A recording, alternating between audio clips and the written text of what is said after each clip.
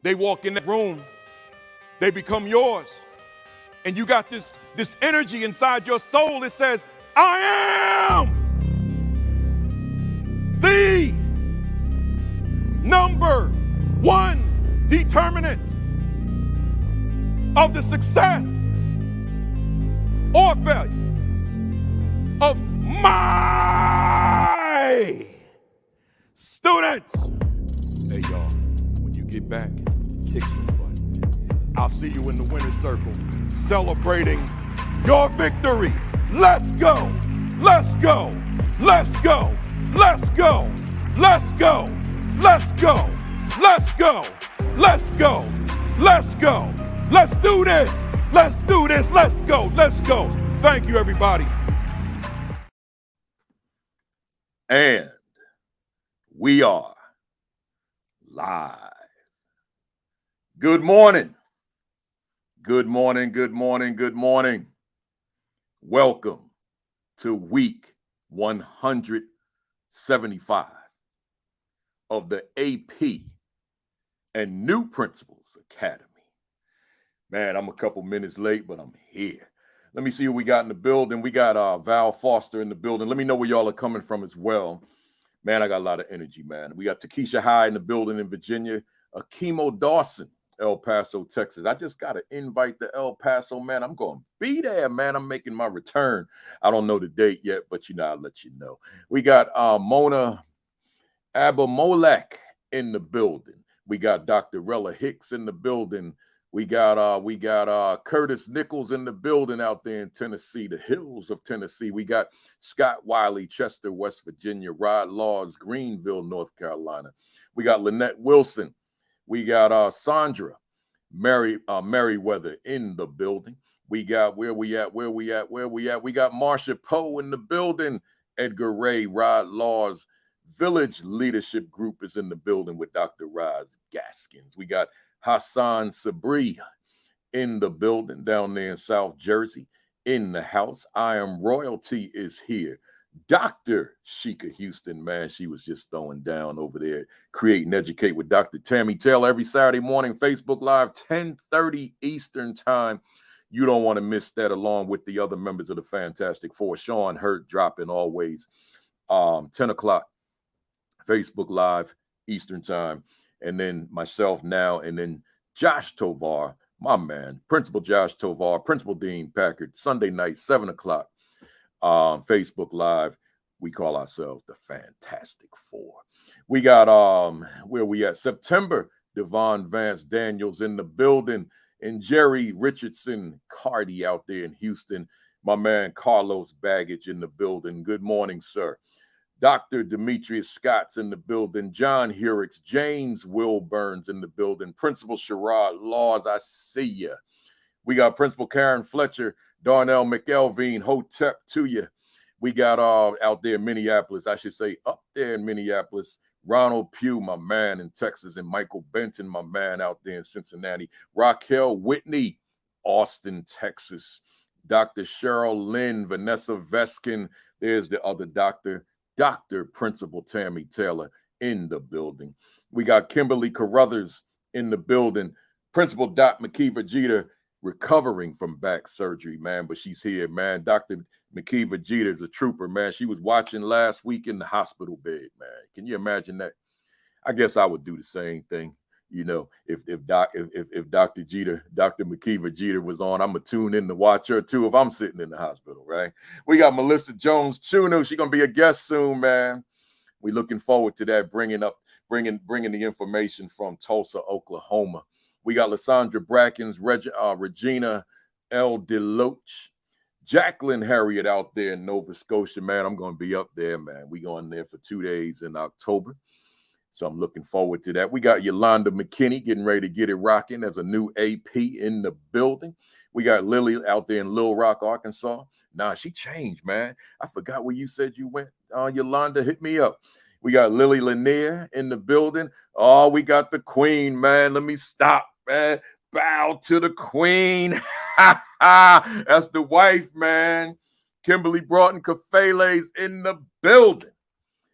We got Marlene McMillan in the building. Lynette Wilson. Hey, y'all, I was thinking, Queens folks, the folks out here from Queens, man. I was thinking about going to see the Mets tonight. You know, they stink. The ticket prices are low.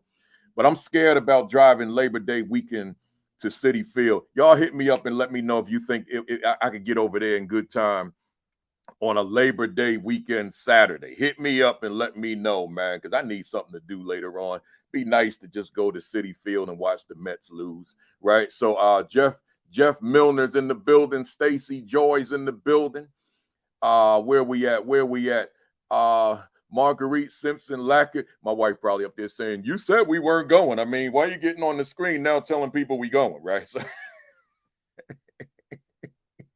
we got Romain Hassana. Where you been? I haven't seen you in like ages. Good to see you. Good to see you. Tell them folks out there in Bergen County to make sure they stay locked in.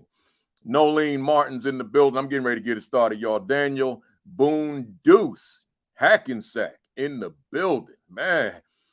Hey, Danielle, I haven't spoken in T-Neck in a long time. Tell them folks, man, I'm ready to get back to T-Neck, right? Tony Maldonado is in the building.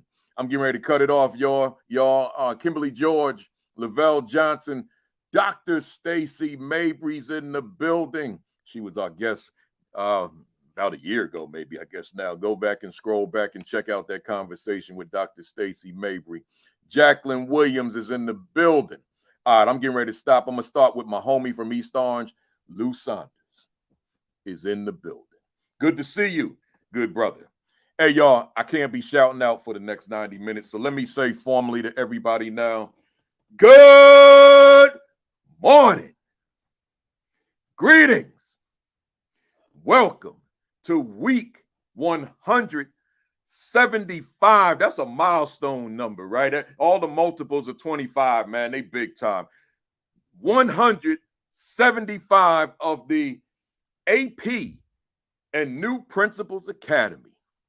And like I do every week, man, I ain't changing. I got a question for you. Y'all know my question, but you know I'm going to ask you, how you feeling? How you feeling? That's it. That's a mental health question. That's an emotional health question. Just how are you? And like I always say, if your answer is not in the affirmative, that's okay. Because every day ain't a good day. So I understand, right? But what I do want to encourage you to do is I want you to look deep within and figure out why you're not feeling the way you should be feeling. The way you would want to be feeling would be a better way of saying that. And think about what you may need to do to get yourself back to where you were. Man, I vowed to myself I wasn't going to say this on this platform today. And now I'm going to say something I had said. I sat on the couch this morning and said, do not bring this up. Do not bring this up. I got to bring it up, y'all. I was in this district the other day, man. I can't tell y'all where. I ain't going to tell you what city, what state, nothing, because some of them might be watching. And the audience member had the nerve to heckle me, man. Oh, man. You know, this thing called speaking, you know, when I got the mic in my hand, this is my craft, man. This is what I do. This is my life outside of my home, right? It's speaking, public speaking. The microphone is my instrument. Even if it's a clip on, that's symbolic. It's the mic. And for someone to disrespect me when I got the mic, man, it rocked me. Hear me, somebody, because you can transfer this to your life. It rocked me, man. It rattled me. Ooh, I feel it as I'm talking to you. I feel like I shouldn't have brought it up, man. I'm getting mad. It rattled me. Like, I'm thinking like, yo, you have the audacity? So I'm going to leave it right here, y'all. Yes, I handled it. I handled it, man. You know, I ain't going to let it go, right? So it was handled my way, right? But here's the thing, y'all. Now, my fire's been doused. It's not extinguished. So somebody get a pen out, man. I want to drop this jewel on you. I said, all right. So for the rest of the day, I'm a little ticked off. right? So that whole day, man, I'm mad. I'm like, yo, you violated me personally and professionally. You got a double whammy on me. So then I had to speak that next morning, man. And I told that audience what happened, right? But the vibe in there was different. Man, when I finished with them folks, man, they gave me this long standing ovation. Oh, man, it lifted me back where I needed to be. What was the difference? I was in a different space. Hey, somebody out there, I'm in my camera right now looking at you. Sometimes you gotta adjust your space. Sometimes the space ain't right. Sometimes the space is toxic. And you got to find a space that's a little bit more compatible with where you want to be emotionally, where you want to be mentally. So you gotta look at that. So when I changed my environment and I went to that next place, oh man, yo, get that pen out because I'm getting ready to take it somewhere. So then I go to this next place, and I mean, I didn't know it was gonna be that many people in there. It's 1,000, right? I'm like, oh, I'm thinking I'm going to speak to like about 500. I seen all them people, man. So I had to elevate my game. I got in front of them people, man. Woo! Long standing ovation. I ain't thinking about that dude that disrespected me now. I'm in the right environment. Then they gave me this shirt. Y'all probably went like, what he wearing? Aces. Right? The Area Cooperative Educational Center out in Connecticut. They gave me this because they know I wear these on Saturday. So they gave me this beautiful jersey, mesh. They gave me number 23, man, Michael Jordan, man. Old LeBron James, right? So I'm like, yeah. But then we capped it off, man. Hey, Danielle, hear me. I see you. Now, we capped it off on Thursday, man. This young woman was awarded Teacher of the Year for the district. And I was like, I see you, Tracy Oliver. She was awarded Teacher of the Year for the district, right? Now, these people didn't know me in this school district, right? So, like, once I got up there, I celebrated her. Like, that's a big deal. I said, but I won Teacher of the Year for the district of East Orange 27 years ago, East Orange, New Jersey. And I told the audience, I said, they didn't have a convocation where everybody celebrates the Teacher of the Year. So they didn't have that. I was at a board meeting and the superintendent and board president just handed me a plaque. So nobody knew across the district that I was the district Teacher of the Year. So I said to the audience, and they don't know me now. It ain't like I'm walking in there, oh my God, Principal Kafele in the building. Oh, it wasn't that type of vibe. They didn't know me. So I said, man, y'all gave the Teacher of the Year all that love. I ain't get that love 27 years ago. Let me get some of that love. Man, them folks got on their feet yelling, screaming, cheering. Man, I felt good, but I need to put it in context because somebody don't hear me. That dude on Monday, man. See, I had to get myself in a different space, a different environment. Do you hear me? So I ain't even start the speech yet, man. They just give me love for winning Teacher of the Year 27 years ago. I still have black hair. Matter of fact, I still had hair, right? I was slimmer. Man, I felt good. Hey, somebody, I said all that to holler at you real quick. Sometimes you got to shift your environment, man. Sometimes you got some funky people in your space that you need to maybe sever ties with or just separate for a little bit until they get themselves right. And then maybe I see you, Cynthia Matthews, and then you might go back to them. But see, you spending your time around them toxic people, man, people try, because you know, you use the vernacular to young people. The dude was probably hating on me. You know what I'm saying, right? You use that vernacular. So you know how that goes. I ain't gonna get into all that because that's negative, right? But I will say this. Make sure the people in your circle are compatible with your energy.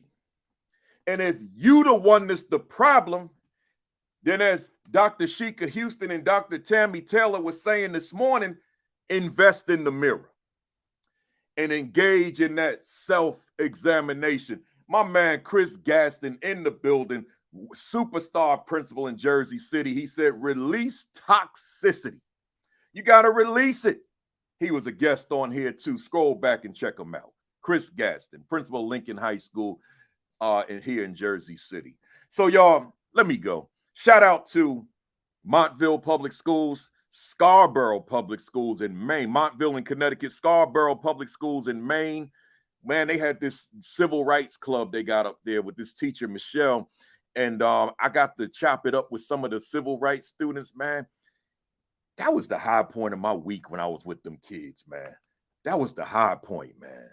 I still had a 3-hour drive ahead of me, man. It didn't matter, man. I talked to them kids until I sensed it. All right, I've been with them long enough, right?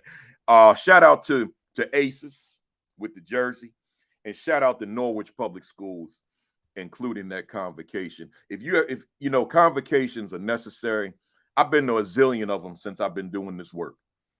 You want to see a real convocation, you got to check out Norwich, Connecticut, Norwich Public Schools, man.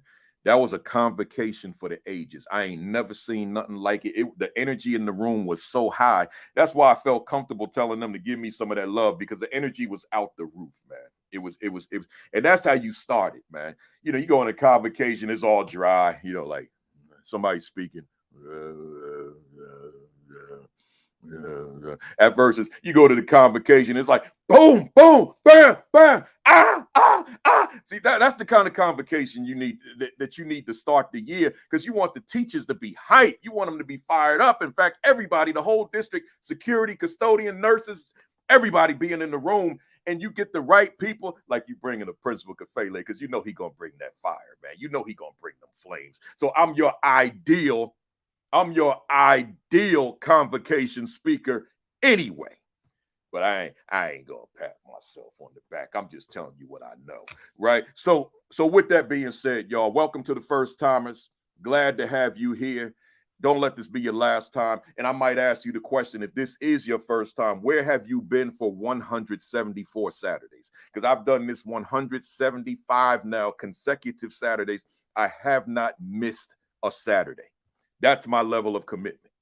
And I will not miss a Saturday. When I'm on vacation, when I'm sitting here sick, I'm still on here, right? Let's go. Hey, y'all, the ASCD Leadership Summit, man. ASCD Annual Leadership Summit, October 12th through 15. I'm your opening keynote speaker, Grapevine, Texas. ASCD Leadership Summit. I'm the opening keynote speaker. And that's on the 13th.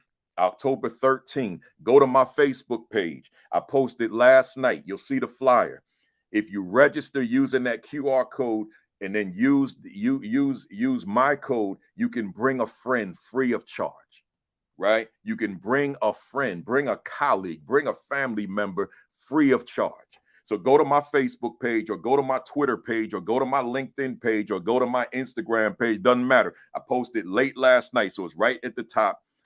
Register using the QR code, and then use my code. It's Kafele LS for Leadership Summit, and then you can bring a friend for free, a colleague for free. But I want to see y'all, man. I want to see you in Grapevine, and you know I'm bringing my dancing shoes, man. Frankie Beverly and Mays, we are one. You know I'm gonna kick it off with that, and then we're gonna get into that message, man. I'm bringing flames. October 13th, 2023. The conference is from the 12th through the 15th. So you got dynamite people the whole time. Join me in Grapevine, Texas. I can't wait to see you. Enough said. Hey, y'all, real quick, I got the dynamite guest waiting. She probably like, hurry up, man. I'm ready to spit some fire too. If you don't have it, y'all, what you waiting for, man? The assistant principal identity, protecting your leadership mindset, fervor, and authenticity, right? And then while you're at it, the assistant principal 50, critical questions for meaningful leadership and professional growth. Just go to Amazon, get yourself a copy. And then since we open this up, we call it AP and New Principals Academy. Then you got to get this one. Is my school a better school because I lead it? You got to get your hands on this. But then while you're at it, you got to get your hands on the Principal 50. Critical leadership questions for inspiring school-wide excellence. And then lastly, the Aspiring Principal 50. Critical questions for new and future leaders. So, and then I got 4 more ASCD books. And then I got one that I haven't published yet that's sitting on the computer. I don't know when I don't know when I'm gonna submit it to the publisher yet. But I'm saying all that to say, go to Amazon, get yourself a copy, and then you have the supplement to the Saturday Academy. I think I'm done, y'all. Hit that share button. Be sure to like and follow the AP and New Principals Academy Facebook page. Once again, be sure to like and follow the AP and New Principals Academy Facebook page. Starting tomorrow, I will resume my Sunday morning written commentaries, right? So I've written about 100 and I don't know, maybe 105 of them now. So this will be number 106 or whatever number I left off at, because I haven't done them in a while. I needed some me time, man, getting up writing them essays. So now we getting back to it. So make sure. Lastly, and thank you for the reminder about just me seeing your name, Dr. Chester, Dr. Melissa Chester, president of Black Educators Rock. Just thoughts and prayers. Anybody who was in the path of Hurricane Idalia, right? Over the past few days. Anybody out there? Some of the family out there. I know that that my man Principal Otis Kitchen was in that path because he's down there in Tampa, right? So and I haven't seen him on here. I don't know if he's here or not. But anybody was in that path. Certainly thoughts and prayers to you if you're back here. If you're not back here with us yet, thoughts and prayers out in the universe for you, and we'll see you when you get back. Hey, y'all, listen, I got a guest on today, Dr. Lauren Wells, and before I bring her up, let me just say this. Our topic today, leadership for eliminating deficits and barriers to learning. We want to talk about eliminating deficits and barriers to learning, but I wanted to put it in the context of leadership as well, but we're not going to confine it to leadership, but I wanted to make sure that we did talk about it. So yeah, I checked on him too, Josh, and he hit me back, and I know he's okay. But I want to say this real quick before I bring our guest up. Deficit thinking. When you and I bring, and let me bring it down now. I'm done with my announcements. When you and I bring deficit thinking to the workspace, to the school, to the district, to the classroom for teachers who are watching, we're putting young people at a disadvantage just from the kind of thinking that we bring to that school, to that environment. Deficit thinking requires you to go here because everyone doesn't necessarily know that they have it. It's like some people walk around sick, got COVID, whatever it is, but they don't know that they have it, right? So I'm saying to you that sometime when we have that deficit, that negative, that destructive thinking, we don't even realize we're bringing that to other people, whether it be our students or just people who are around us. So we've got to introspect, right? That whole mindfulness is critical in this regard, right? But also metacognition, thinking about how we think. Metacognition. We got to think and process how we're thinking, because deficit thinking breeds deficit speech and actions. Hear me again. Deficit thinking, deficit thoughts, deficit processing breeds, it gives birth to deficit speech and deficit actions. And here we could be bringing these deficit actions, this deficit speech. Here, real simple example, at risk. That's deficit speech. But if you looking at youngster and thinking at risk, like this youngster, like according to that definition, I'm an at-risk youngster. I don't make any secrets about this. I spent 5 years in high school. I attended 4 different schools here in Jersey, 4 different cities. Came out with a 1.5 GPA. I don't hide from that. That's my story. That's my narrative. But how about if somebody had picked up on me and so, because I think y'all will agree, yeah, he kind of smart, right? So it was in me. You don't get smart. It was in me, but it wasn't detected. It wasn't identified. It wasn't discerned. I had to figure that out on my own. And here I am, right? So I'm saying to you, you got to make sure that the thinking is the kind of thinking that needs to be in the classroom with children, because as that deficit thinking gives birth to deficit speech and actions. Then it comes full circle. Because when you have two or more people with the same kind of thinking, the same kind of speech, the same kind of actions, then you've got deficit culture in the building. The environment, the culture of the school is negative. It's destructive. So I'm saying to you, you got to process it. I brought on a guest today that I'm getting ready to bring up. But we gonna knock this thing out of here, man. So let me get her on up here, man, and introduce you to her. I got the good Dr. Lauren Wells in the building. Good morning to you. Good morning. Good morning. Good morning. I'm glad we could all listen to you talk all day. I know, and I told you 10 minutes, and I went 25. That's too long, y'all.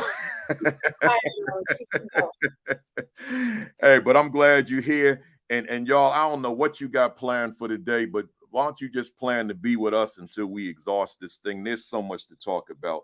Let me read the bio to you real quick. I'm gonna read it fast, but I want to read it in its entirety. Dr. Lauren Wells, PhD, is an educator. And she didn't write it that way, by the way. That was me. So let me do it the right way. Because some people, they write doctor and PhD, and I don't want to give the impression that's what I just read. So let me do that over. Thank you. Yeah, because I see it, and I'm like, man.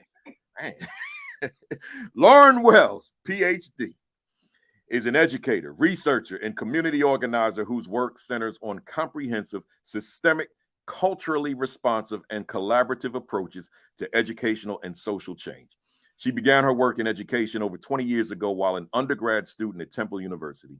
Her experiences as a high school teacher led her on a quest to create schools that are designed to work for and elevate Black and Brown students and their communities.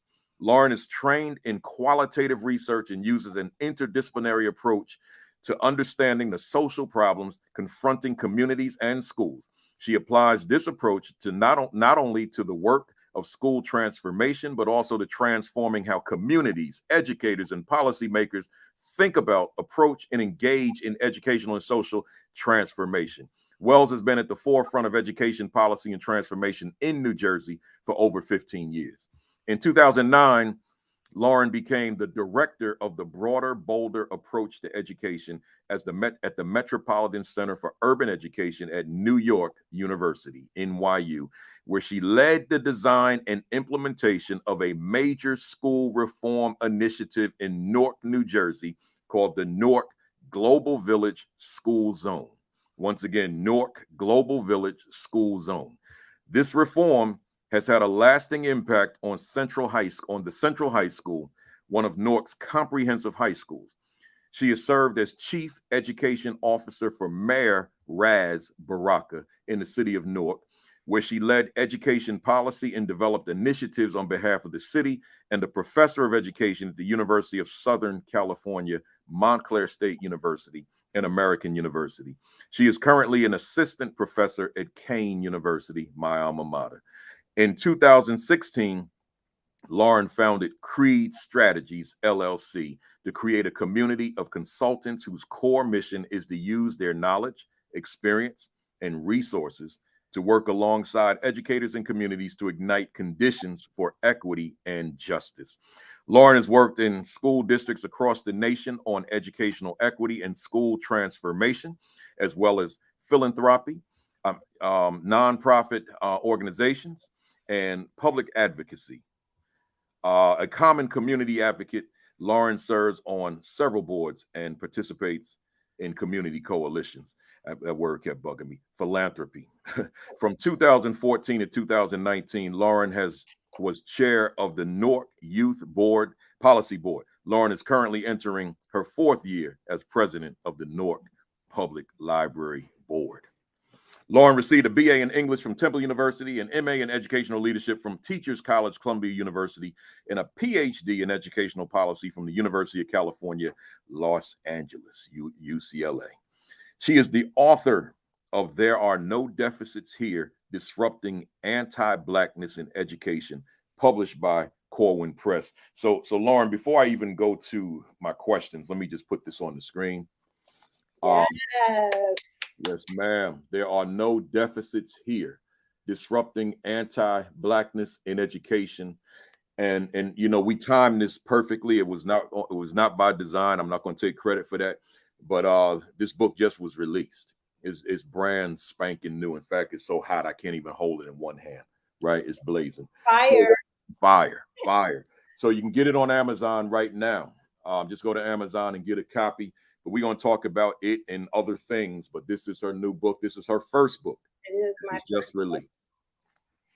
And I'll be showing you the book some more. Because a lot of times y'all say, what's that title again? You know I'm going to put it back up a million more times. So we good. So, hey, y'all, appreciate all those welcomes to Dr. Wells. Everybody's telling you welcome here. Thank you. Including your sister, Sharon. Thank Right? So, good stuff. Hey, Doc, let's get into it. You know, there's a question that I ask everybody that's been on this platform, and it's I don't know, maybe 125 people been on it now, something like that.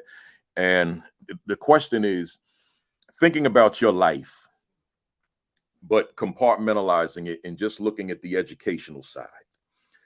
As an educator, who is Dr. Lauren Wells?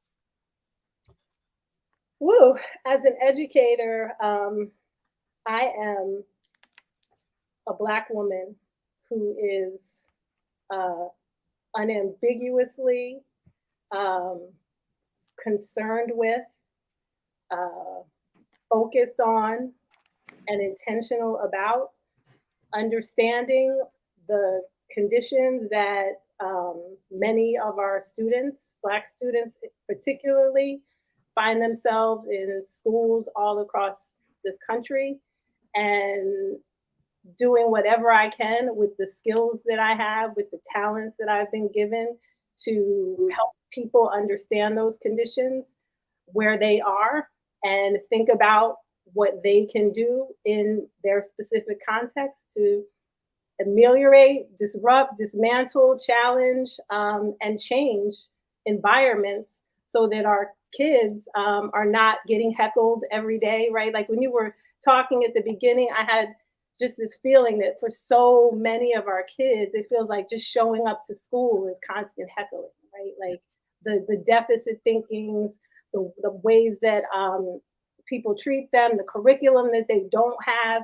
the learning experiences that they don't have, are just constantly mocking, diminishing, erasing, invalidating our kids. And so how do we, as educators, look at ourselves individually and assess what our contribution is to that, and then what is the work that we have to do collectively inside of schools and with the community resources and those other entities around us, parents, etc., to change that so that they don't have that feeling that you had when you were up on stage, right? And your body started to respond to the fact that you felt attacked, that you felt unsafe, that you felt threatened, that you felt diminished, that you felt invalidated by this person who took it upon themselves to use your platform to make their statement. So that's who I am as an educator.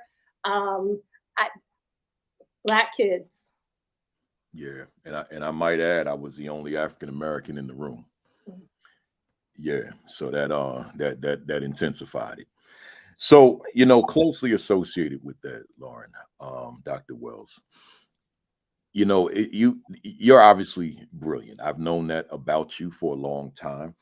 I'm sure you're multidimensional and probably very brilliant in a lot of different areas. But for some reason, you chose education, and you gave us a lot of that just now. You chose education, but you didn't choose it in a macro sense in terms of the work that myself and countless others know you for. And then you went on and wrote about it. You kind of narrowed where your concentration is, and you said, I want to remove barriers.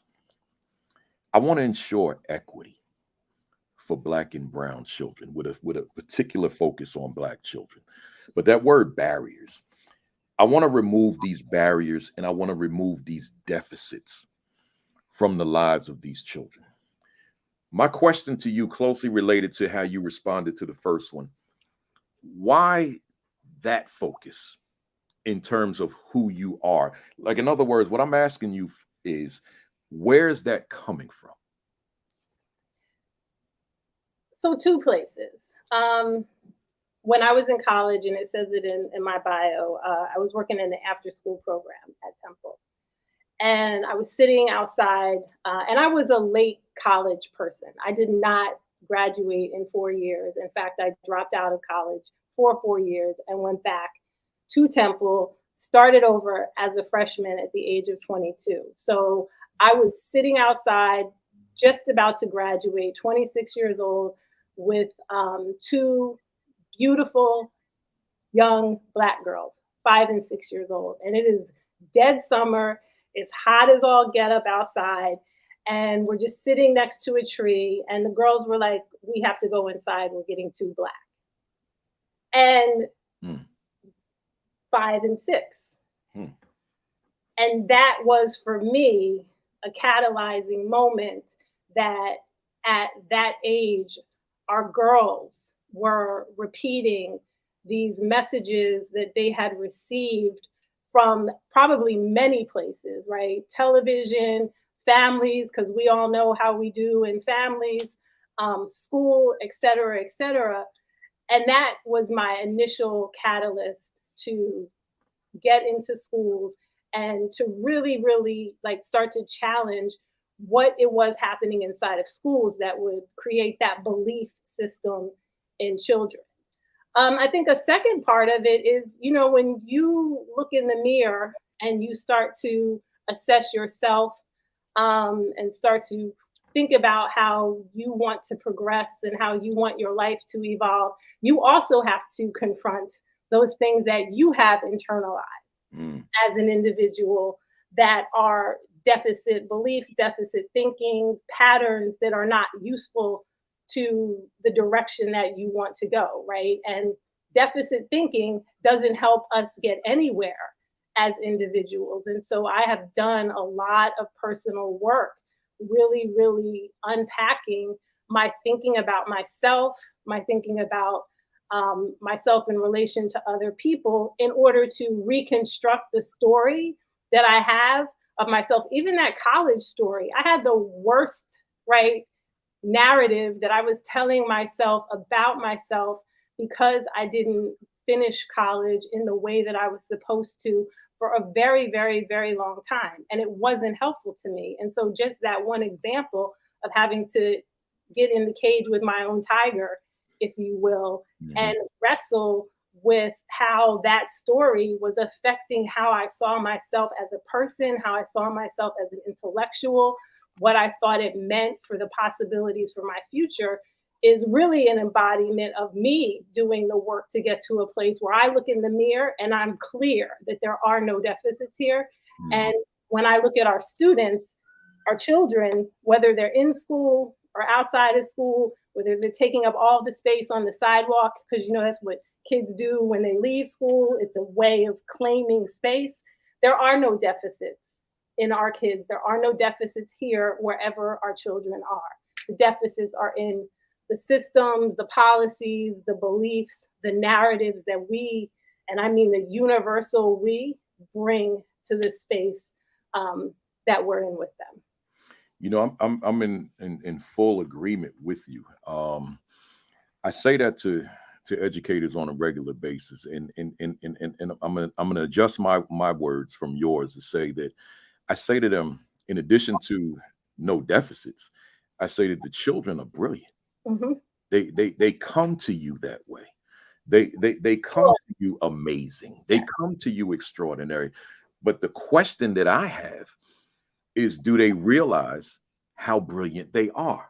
Right. And you got a youngster in a classroom who's valedictorian material, but flunking everything or underperforming in everything. And for so many different reasons that we could spend the whole time talking about, that youngster doesn't understand that. That youngster doesn't realize what he or she has. But I might be in a classroom with a teacher that doesn't understand it either. Or I may be in the classroom with a teacher who has never told me of my brilliance, never told me how special I am. So there's the barrier. There's the deficit, because I'm in an environment where, whether it be home environment, school environment, whatever environment, I don't have that reinforcement that's telling me that I'm somebody special, right? So I look at that, I say, well, there's a barrier in place. Mhm. There's an obstacle in place. There's a deficit in place that you and I have to ensure that that youngster has the ability to overcome. But you know, 100. yeah, 100. yeah, that's right. That 100 emoji. I appreciate that. Flash You know, across the in your bio, it says in 2016, as I just read, Lauren founded Creed Strategies LLC to create a community of consultants whose core mission is to use their knowledge, experience, and resources to work alongside educators and communities to ignite conditions for equity and justice. I want to focus on those two words for a little while. Hey, somebody out there, do me a favor, hit that share button for me, hit that retweet button, hit that repost button, whatever you're watching, hit the and tag somebody, let them know we're here. I'm done with my announcements, and we're here and we rocking. The word equity. You know, Lauren, in the conservative states, amongst many conservatives, this word equity, there's a lot of hysteria around it. People are afraid of it. People make requests that I don't use it, because they don't understand what it is. So you got that, and then when you look at the other side and you look at the progressives, there's so much out there on equity that it becomes confusing. So here comes Lauren Wells, Dr. Lauren Wells, and your perspective rooted in your research. Here comes this one. Here comes that one. Here comes Principal Kafele. Here comes the next one. So now all this literature, all these books, all this information. So now you got this teacher that's read a dozen or more equity books, and they don't necessarily mirror one another. So here's my question to you. With all that being said, what is it about the research, the experience, the study of Dr. Lauren Wells, that your approach, as you outline it in your writings and your speaking, should be embraced by a teacher? What is it about your perspective of equity in the classroom that it must be embraced by the educator? So for me, it's very simple, and it ties back to what you were framing earlier. Beliefs are barriers, right? And through all of my work, through the research, right, the research on equity, the books about how to do equity, the research around culturally responsive education, the books about how to do culturally responsive education, the emphasis on beliefs is, I think, under amplified, because you can have a great model, right, to do a disproportionality analysis. And somebody can come in and they can look at your discipline data and provide you with all of the numbers that show who is more likely to end up getting suspended versus who isn't. But the beliefs, right, that are held individually and collectively are ultimately going to determine how you are analyzing and understanding that information, what you're understanding as the root causes of it, and then what it is that you decide to do about the issue that you have with Black boys being suspended 5, 6, 7 times more than white boys, whatever the number it is for your school district. And so we've got to hold that mirror up, as much as it is painful, right? And as much as it is uncomfortable, and as much as it challenges perceptions that we may already have about who we are and how we're doing, in order to really, really, really be effective at creating conditions that eliminate those types of barriers. Our beliefs drive everything that we do, every single thing, right? Your belief about how much you think you are capable of doing something, right? As an individual example, is going to determine the thoughts that you have about an undertaking, and is going to determine how you approach that undertaking. And we don't spend enough time unpacking and getting beneath the surface to the roots, if you will, to really, really look at the beliefs that are organizing the cultures that we create as schools, as school districts, in order to create cultures that have affirming beliefs, that are operating on affirming beliefs, that are really, really wired to ensure that every person in the building is disseminating, and to use the word that came up with Dr. Nelson that you brought up today, right? This idea of energy, the transmission of what we believe from one person to the next, so that we create an environment where our young people come in and they know that we believe them, and we know that they are geniuses, and that we believe that they are geniuses, and that because we believe that, we are going to do whatever it takes to cull that and to draw that out of them. We don't have to put it in them. We just have to create the conditions where our young people, based on their lived experiences, their historical experiences, have the opportunity to express their genius in ways that don't become invalidated or that don't become diminished, right?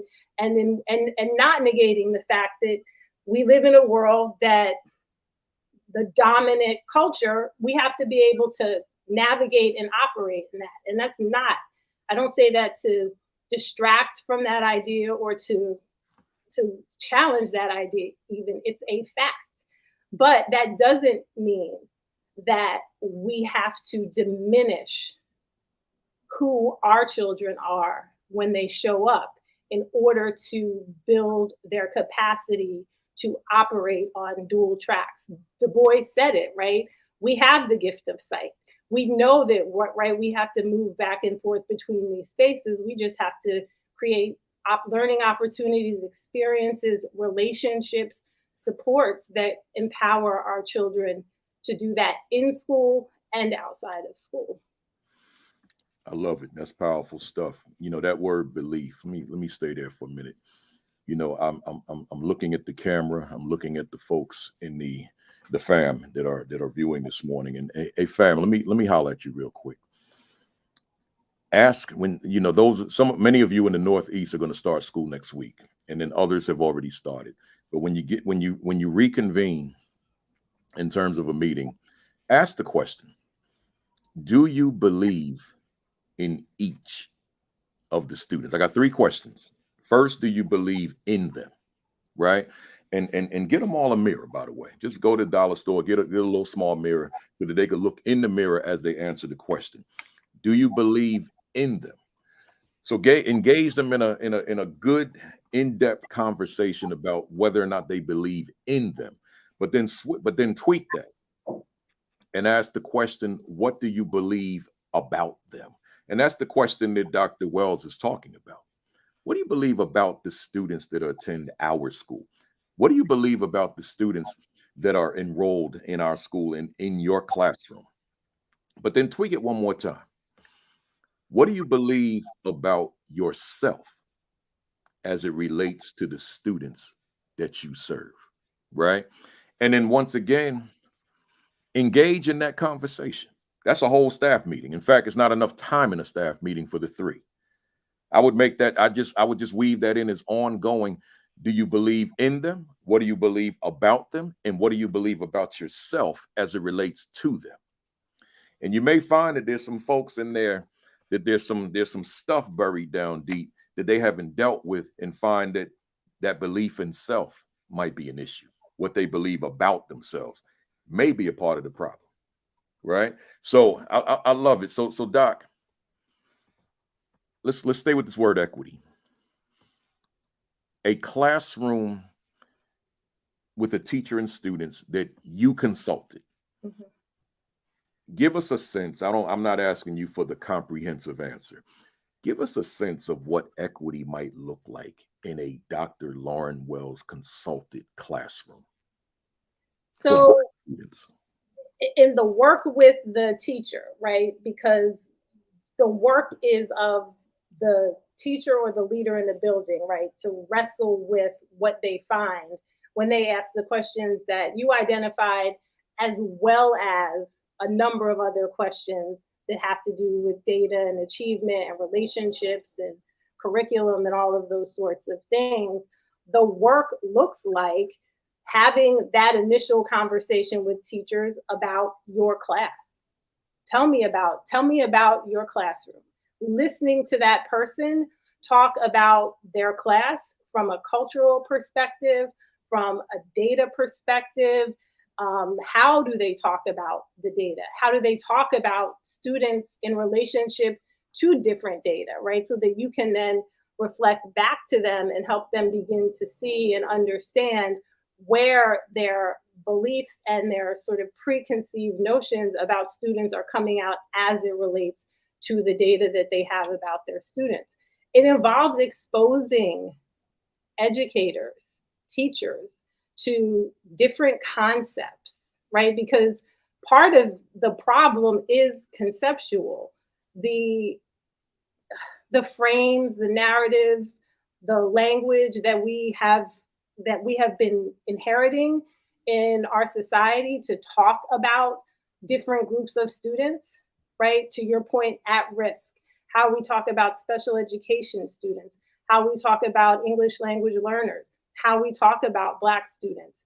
That's language that is not asset based, that is not affirming based. And so folks need new concepts for how to think about how to reframe how they see the students just in general, and then how to reframe how they see and understand the data, and strategies, resources, examples, best practices to help them begin to think about, oh, if I'm having an issue with young Black boys and girls in a classroom who are really oral, right? Like, that's a cultural reality of our kids. We are oral cultures.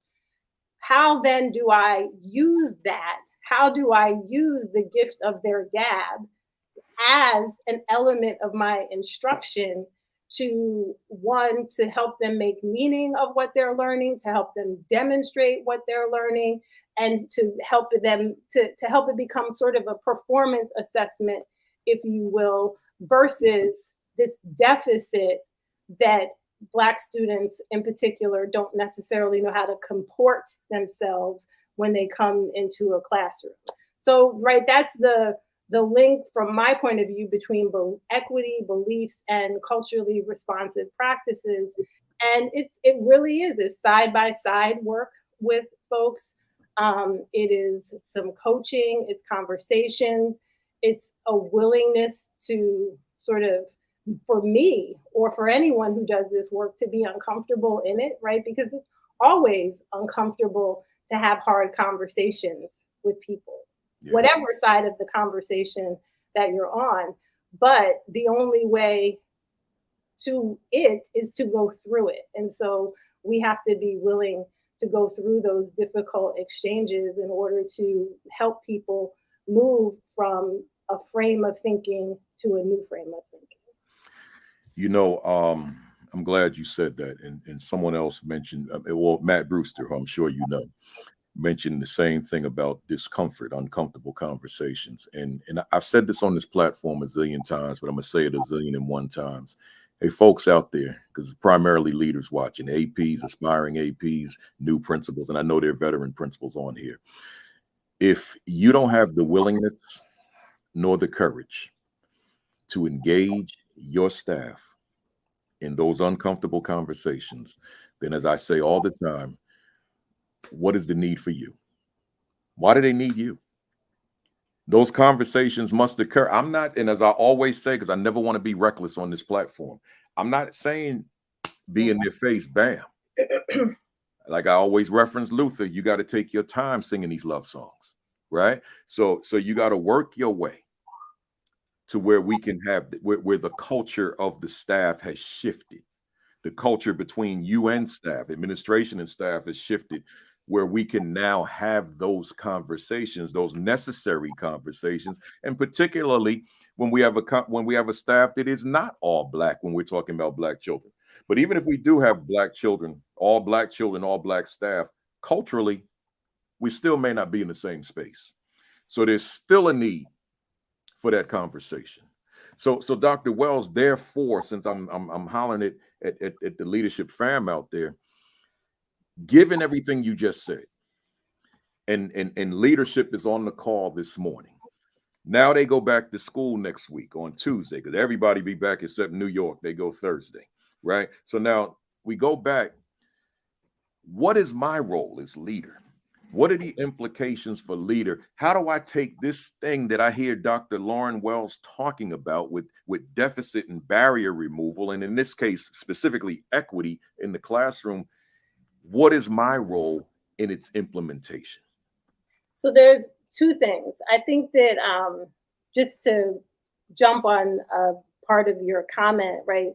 There's the analogy, the slow love song analogy, right? There's this kind of urgent reality that is overlaid all the time on school leaders, on teachers, and that's a real tension, right? Is we gotta get there now. But it's also, it leads you down a path to more of the same. Yeah.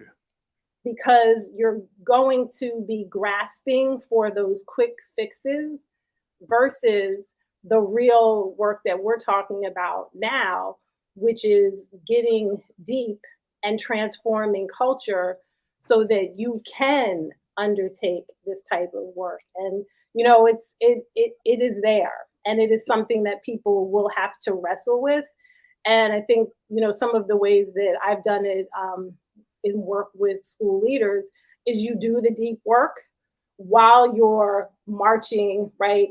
And identifying those things that can be put in place in the now. But you don't abandon the deep work to get stuck in the strategies of urgency and the strategies of immediacy, because then you never get to the place of creating the culture that you want to create. And I guess, another way people talk about that might be building the plane while you fly it, right? You build the plane, you have to build the plane, but you also have to move it along at the same time. So to the question, and I'm glad that you asked that, because, a lot of times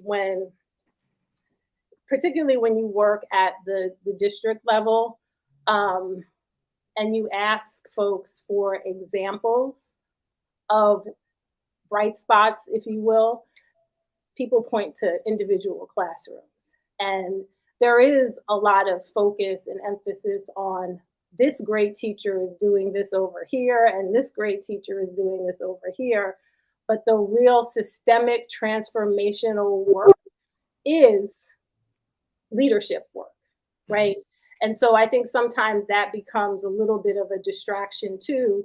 And I think a lot of times school leaders don't have the support that they actually need, right, to do this kind of work in a way that isn't ad hoc or isn't piecemeal or isn't, we're going to pick it up now and then put it down and then come back to it a year and a half later. And what in my experience, that ends up doing to school leaders is it's a deflation, right? It's a deflation. It disrupts trust, and it leads to school leaders that oftentimes don't feel that they can trust in the process of equity and the work of equity because it gets picked up and abandoned so much in so many places. But so you show up at school on day one, right? And you have taken the standpoint. And I do believe that when you are focused on equity, that when you are focused on justice, that when you are thinking about culturally responsive education, that yes, these are all tech strategies, right, to change schools, but they're also standpoints. They are moral positions that you're taking to create a better learning condition for students, particularly those who have been on the margins. And so you embody that standpoint, right? Like you walk in, you affirm it, you confirm it to your school community in whatever way that looks to you. You connect it to your mission and your vision. You may need to reflect on your mission and your vision as a leader to assess whether or not your equity standpoint is aligned with the mission and the vision of your school. And you start to have conversations in the way that you talked about, Kafele, that is the slow love song, to understand where your school is. And you probably have some idea. You've got some data that you've been collecting, unless you're going into a new building, about the individuals in your building to help understand where they are in this conversation so that you can begin to have the collective conversation, which is something that I talk about in the book, the importance of the collective conversation, right? And that includes data, it includes stories, it includes sort of testimonials, etc., to begin to understand where you are in relation to where you want to be, so you can identify that gap and you can start to talk about what you need to do to close the gap in your school. Not the students, not the student learning, but the inputs into the school that are not existing and that make up that gap. Mm-hmm. Lot said there. Once again, folks, there are no deficits here. We got the author here live, Dr. Lauren Wells. There are no deficits here. Disrupting anti-blackness in education. You can go to Amazon right now. Get your other device. If you're looking at us on the computer, go to your tablet or your phone and order your copy today. It was released this week. It's brand spanking new. And and so what happens in those conversations is you define as a school community your collective context. People very often say, well, this won't work here because of this. And context matters. And context includes a variety of data points. It is your school data, it's community data, neighborhood data, it's engagement data, parent engagement data, it's resource data, it's budget data. And you look at all of that. And you begin to work together as a ecosystem within your school, with your teachers, with your cafeteria workers, right? Your maintenance folks, people who have incredible information about your school. You bring everybody into the conversation to begin to think about where you are and what you need to do to move. And in my experience, you do need everybody, right? You need the knowledge that anyone who is connected to your school community brings to understanding how it arrived where it is and to help thinking about where you're going to move. And in that process is how you get everybody on the same page, everybody aligned with a collective purpose, with a shared purpose, right? You don't start with shared purpose. I think sometimes we get a little confused about that. Shared purpose is built. As leaders, you start with your vision, with your experience, with your idea of where you want to go, but the work to bring everybody together so that there is a cohesive, collective, shared vision and purpose has to be done. Yeah. I love what you just said, because it made me reflect on my own practice as a leader. Obviously, as a leader, I'm coming in with a particular purpose, a particular mission, a particular vision, which may not necessarily be the language of the school mission and vision statement. It's who I am. Principal Kafele becomes an outgrowth of Baruti Kafele, right? You work with Central High School in those 6 feeder schools. Well, Central, quite frankly, was Principal Baraka was an outgrowth of Raz Baraka, right? Mayor Raz Baraka now.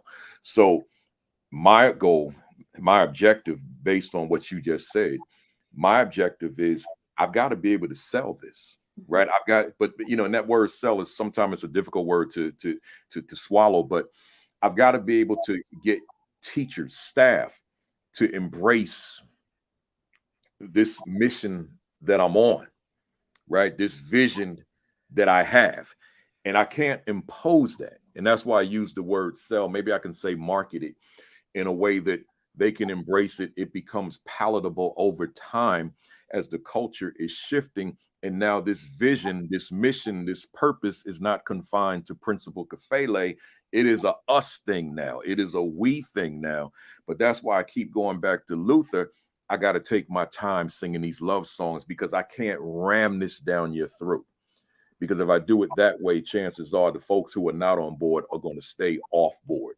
So I got to make sure that it's a process that I'm building. The words you use, that I'm building something so that ultimately we're in that space. I think that the story that you share about when you took over Newark Vocational, Newark Tech, and coming in with this vision, this purpose of being culturally responsive is probably a really, really good example. Yeah. Because the likelihood that you arrived in that building and had 99.99% alignment with that is very, right, it's not. And so I would never disagree with the purpose and vision of creating a space that is that uses the cultural frames of reference, right, the histories, the lived experiences of the students to power the learning. And I think there are times, right, when we will sort of judge a leader for having a real clear vision and purpose such as that, and saying this is what I want everyone to embrace, right? It could feel very top down. Yeah. Right. Yeah. And so the way in which you engage your students, your teachers, the other staff members in the building, the community around the building in embracing and coming to a collective understanding of what that is for that school community is extremely important. Yeah, absolutely. You know, before I go to the next one, I just want to highlight Dr. Tashara Smith-King. She was a guest with us a few months ago, I guess it was. Y'all, if you missed that interview, that conversation, go scroll back later on and check out myself and another principal. It was the three of us, Dr. Tashara Smith-King from down in Alabama. Let's go. This word, now the other word was justice, because I said these two words, equity and justice. What does justice look like, Dr. Wells, in the classroom for Black and brown children, specifically because I know the book is focusing on Black. So what does that look like in the classroom? The word justice, and I want to talk about the implications of that word in my follow-up question. But for now, what's that look like? So I would think that it starts with an acknowledgement that, as we're talking about Black students, that race is present in the ecosystem. It is present in the school. It is present in the classroom, right? There is no, and when I say present, I mean that it is operating in how learning is organized. It is operating in the policies that exist. It is operating in the structure of school, and acknowledging that.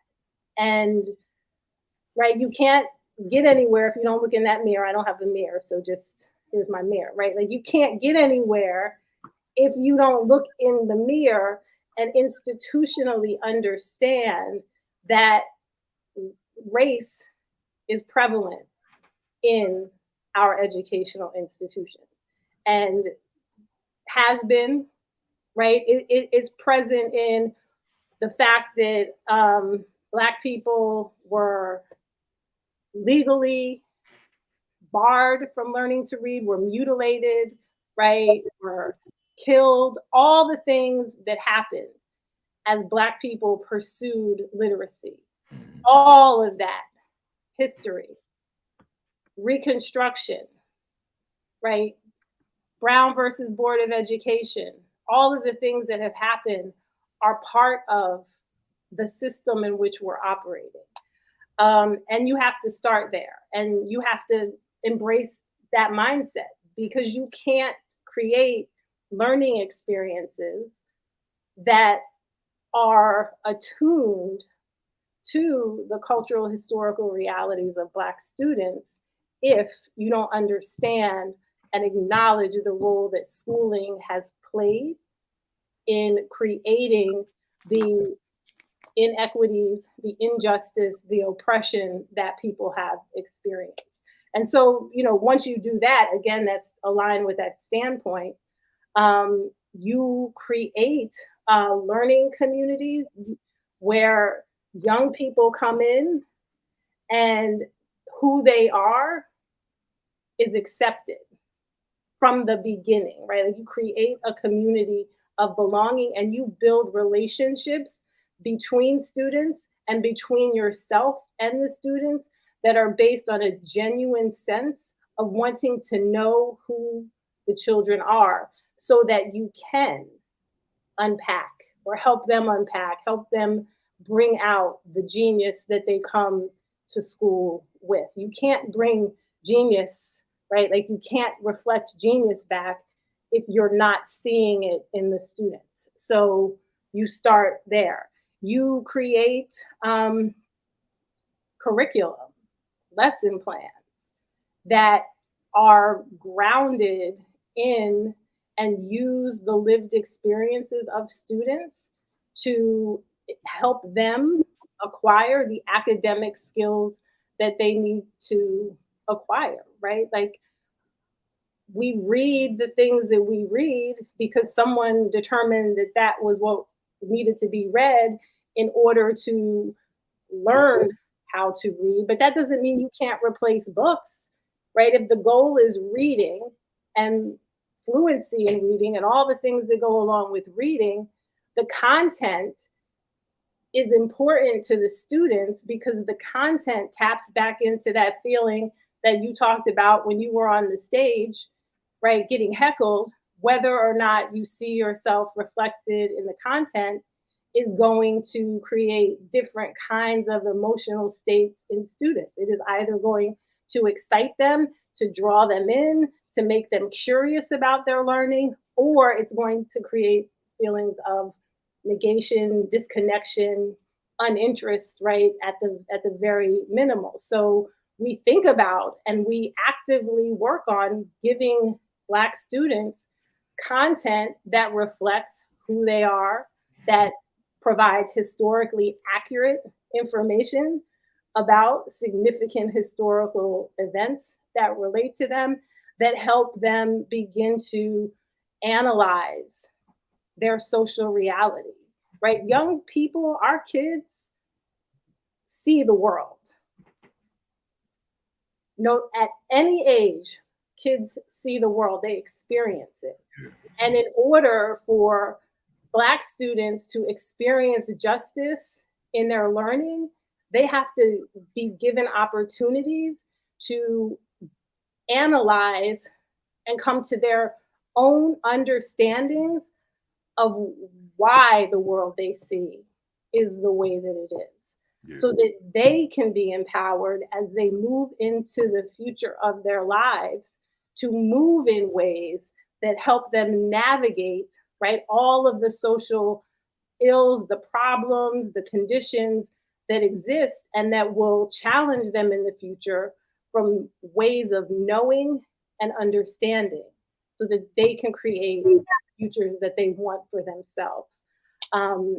Assessment, how we assess students, right? All of these things are tied into thinking about what it means to create classrooms that are based on equity and justice. But for the justice piece, when I think about what it means to create learning conditions where young people, so justice is about repairing harm, right? To some degree for me. It's about the ways in which we engage with students so that when they leave our classrooms, they have a sense of power and a sense of understanding that this academic learning that they're doing is in the interest of them actualizing their own power to create the world and to have an impact on the communities where they are and the world that we live in. You know, I'm listening to you, and I had a thought of my favorite quote, Dr. Carter G. Woodson, when he said, when you control a man's thinking, you do not have to worry about his actions. You do not have to tell him not to stand here or go yonder.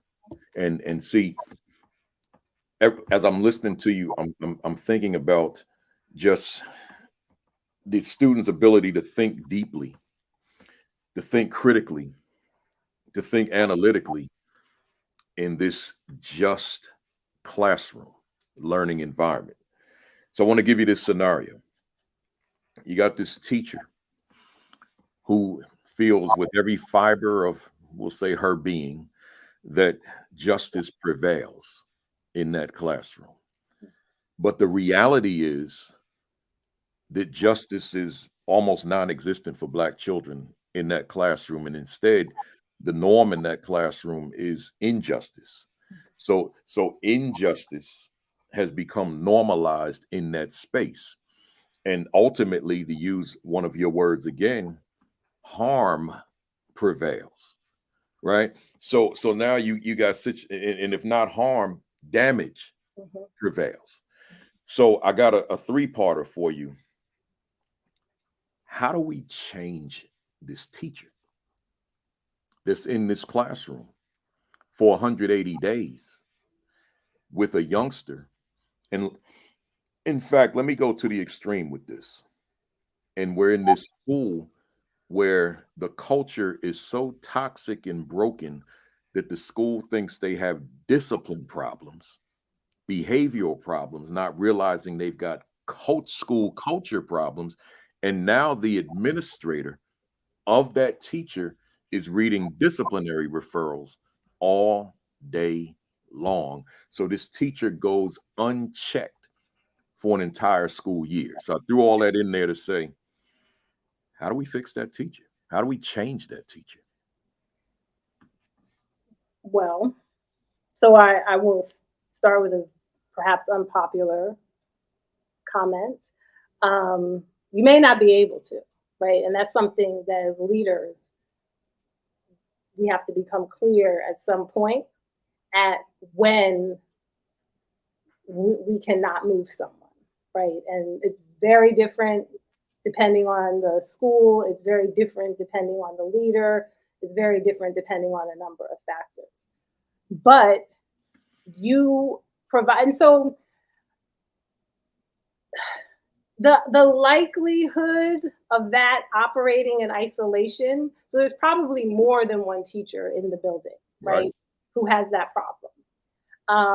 And there may be some larger cultural things at play that are facilitating that problem. So as a leader, the first thing that you want to understand is how diffuse is this really in the school. And once you identify the places where this issue exists, how it exists, is it just the discipline issue, the quote unquote classroom management and behavioral issues? Is it reflected in grading and how teachers are looking at and assessing student work? How is it playing out in relationships universally, and then specifically in these classrooms. And once you have that data, administratively, there are things that you have to do.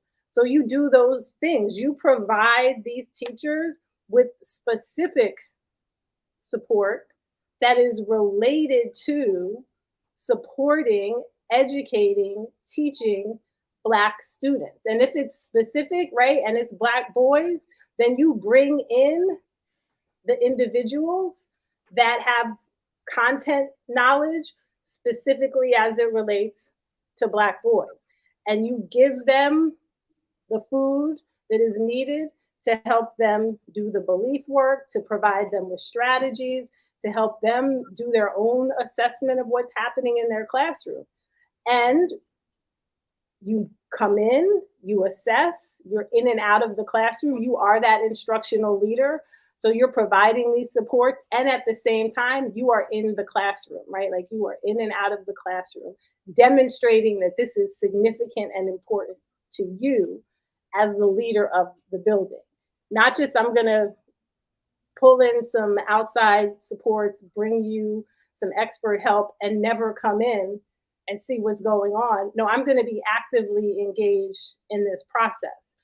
And then, at a certain point, you anticipate and you expect to see changes in the culture, changes in the instructional strategies, changes in the way that students are being engaged, changes in the way that students are being talked to, changes in the way, right, that seating looks, all of those little nuanced things that happen in classrooms that could be and are demonstrations of belief.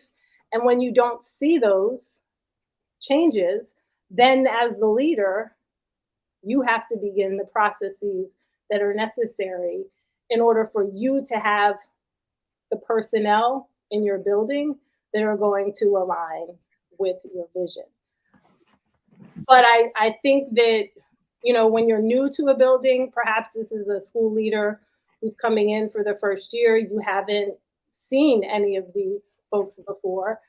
To your point about hammers and, like knocking people out, you approach the situation with the perspective, right, that there are no deficits here. Mm-hmm. And we have to believe that about those that we work with, because in the same way that students pick up the energy and the experience of deficit practices, so do those with whom we work.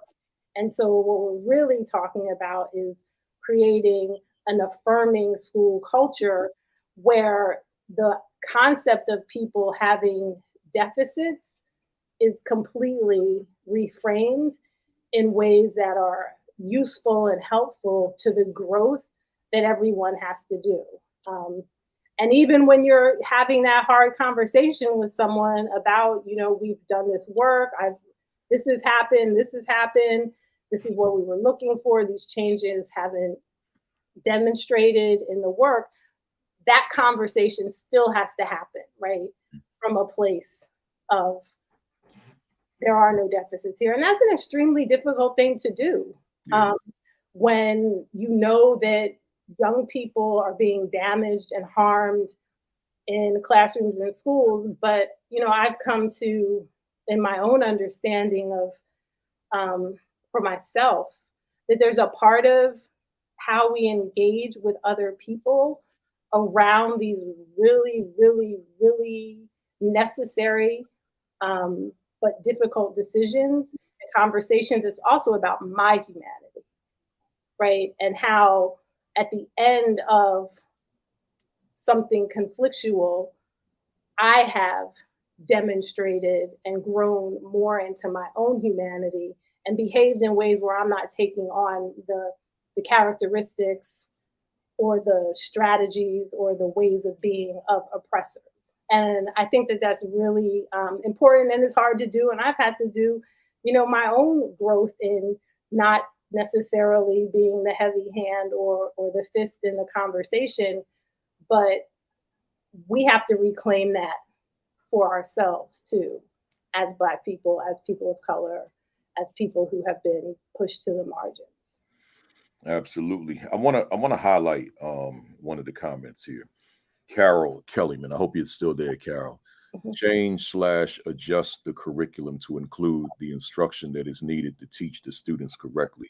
Carol, I want to say this. The reason I want to speak directly to you, I want to remind you of who this audience is. These are APs and new principals.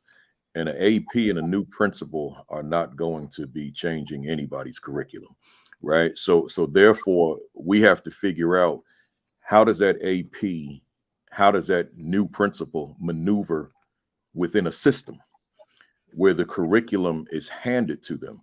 Now, if this was a platform and my audience is superintendents and curriculum directors and all that kind of thing, then that's a different conversation.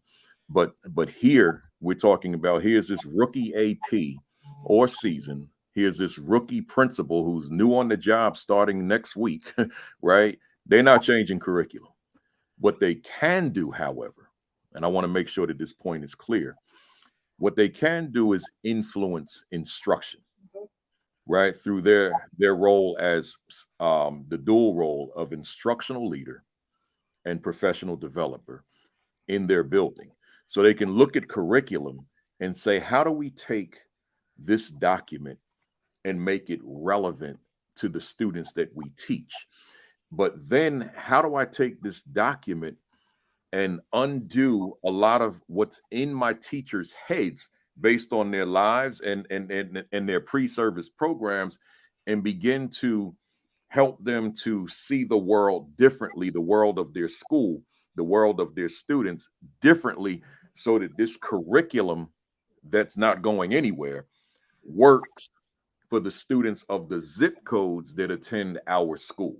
So that's the way, in terms of this platform, that I look at it, because I can't, as this rookie principal, I can't change that curriculum. That curriculum is going to be handed to me, and I'm going to be held accountable for ensuring that instruction is consistent with it and standards, and ultimately test scores are where they should be, or I'll be on the outside looking in. So I got to keep it real with the folks that tune in terms of what they can do. But I say all that to say, in terms of your comment in its purest form, oh, I agree. No doubt about it.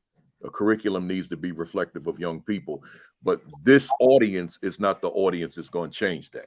That's a different audience of people, right? So I just wanted to make sure that was said, because I know that we all see each other's comments. Let me go on. Once again, there are no deficits here. Disrupting Anti-Blackness in Education by Dr. Lauren Wells. Get yourself a copy, published by Corwin Press. You can go to ASCD. You can go to Amazon and pick yourself up a copy, order a copy. I'm sure that you've got Prime. They'll drop it off to you next week. Speaking of such, Doc, you've been saying several times there are no deficits here. But then there's that subtitle, Disrupting Anti-Blackness in Education. As I think I said earlier on, equity is a word that a lot of clients in your more red states will ask me not to use, but they'll also ask me not to talk about anti-Blackness. But that, just as I said before, there's so much confusion around what is equity, but there's also confusion around what is anti-Blackness. People look at that as a negative in terms of the benefits of that conversation in a school. So like, no, we can't have that conversation. We don't have anti-Blackness. Whereas that's a very constructive conversation to have at the district level, at the school level. So my question to you then, two-parter. What do you mean by anti-Blackness? And I said to you the previous question, a three-parter, but in your response, you answered everything. So that's why I didn't ask any more with it. What do you mean by what does Lauren Wells mean by anti-Blackness? And just give us a sense of what you mean by disrupting it. So in the book, there's a very comprehensive definition, but I'll share this part of it. Anti-Blackness is the beliefs, attitudes, practices, and behaviors that create specific forms of racism that systematically marginalize, dehumanize, denigrate, and disempower Black So that is my specific condensed definition of anti-blackness. What was the second part of your question? I lost it. Yeah. And just give us a sense of what you mean by disrupting it. Oh, I mean, wherever you, once you begin to identify how it's operating in your school, in your classroom, you replace it with something that is affirming of Black students specifically and Black people in general, because you cannot separate Black students from the community that they come from. Mm-hmm. So, right, this just goes back to this conversation about we have to hold the mirror up universally and look at how these beliefs, and there are a number of deficit beliefs that I talk about that are societal, are existing in our schools, right? There's this sort of narrative that schools are neutral, that, you know, they're the great equalizer, that you walk in and all you have to do is seize the opportunity, and those who are able to seize the opportunity will leave the school and will be able to create the world that they want for themselves. Schools are microcosms of society. And if we're really, really, really honest about it, schools are intended to transmit, right, the values and the goals of the society that we exist in. And the structure of our society, from my point of view, from the historical data that I've had the privilege of engaging with, is pretty clear about the social hierarchy that it operates on. And so what is happening inside of schools reflects all of the larger social inequalities, the societal beliefs, the narratives, the stereotypes that exist outside of schools. They come to play inside of schools, and they come to play inside of schools because of structures, and they come to play inside of schools because we bring them in, because we are in society, right? Like, so I think I actually am pretty clear that I have internalized anti-Blackness. How do you not, right? I am clear that any deficit belief that exists about Black people, special education students, right, that those things are in the ether, and that at some level became a part of my consciousness. And I'm not ashamed to say that, because how could they not? I have consumed educational textbooks. I have consumed educational research. I have watched television. I have been to the movies. I have seen the newspaper. I have looked at Cosmopolitan, right? Like, I have engaged with all of the materials that communicate about the world to us. And so the work, once you get there, becomes literally about acknowledging it, recognizing it, how it comes up in you specifically, because it's going to come up in individuals differently and in schools differently. That metacognitive piece that you mentioned at the beginning when you were talking, right? We're really talking about being metacognitive about our beliefs and about our thinking. And as soon as we catch those things, we re-narrate to ourselves immediately. And you just keep repeating and repeating and repeating and repeating and repeating over and over and over again, until you create new neural connections in your brain that are operating on a different set of beliefs, and not the beliefs that we're all exposed to every single day about Black people specifically. Yeah. And again, I am focused.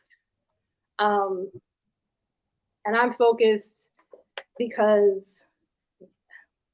you said earlier that you have a student who has valedictorian right? Potential, capacity, brilliance, talents, interests in them and doesn't know it.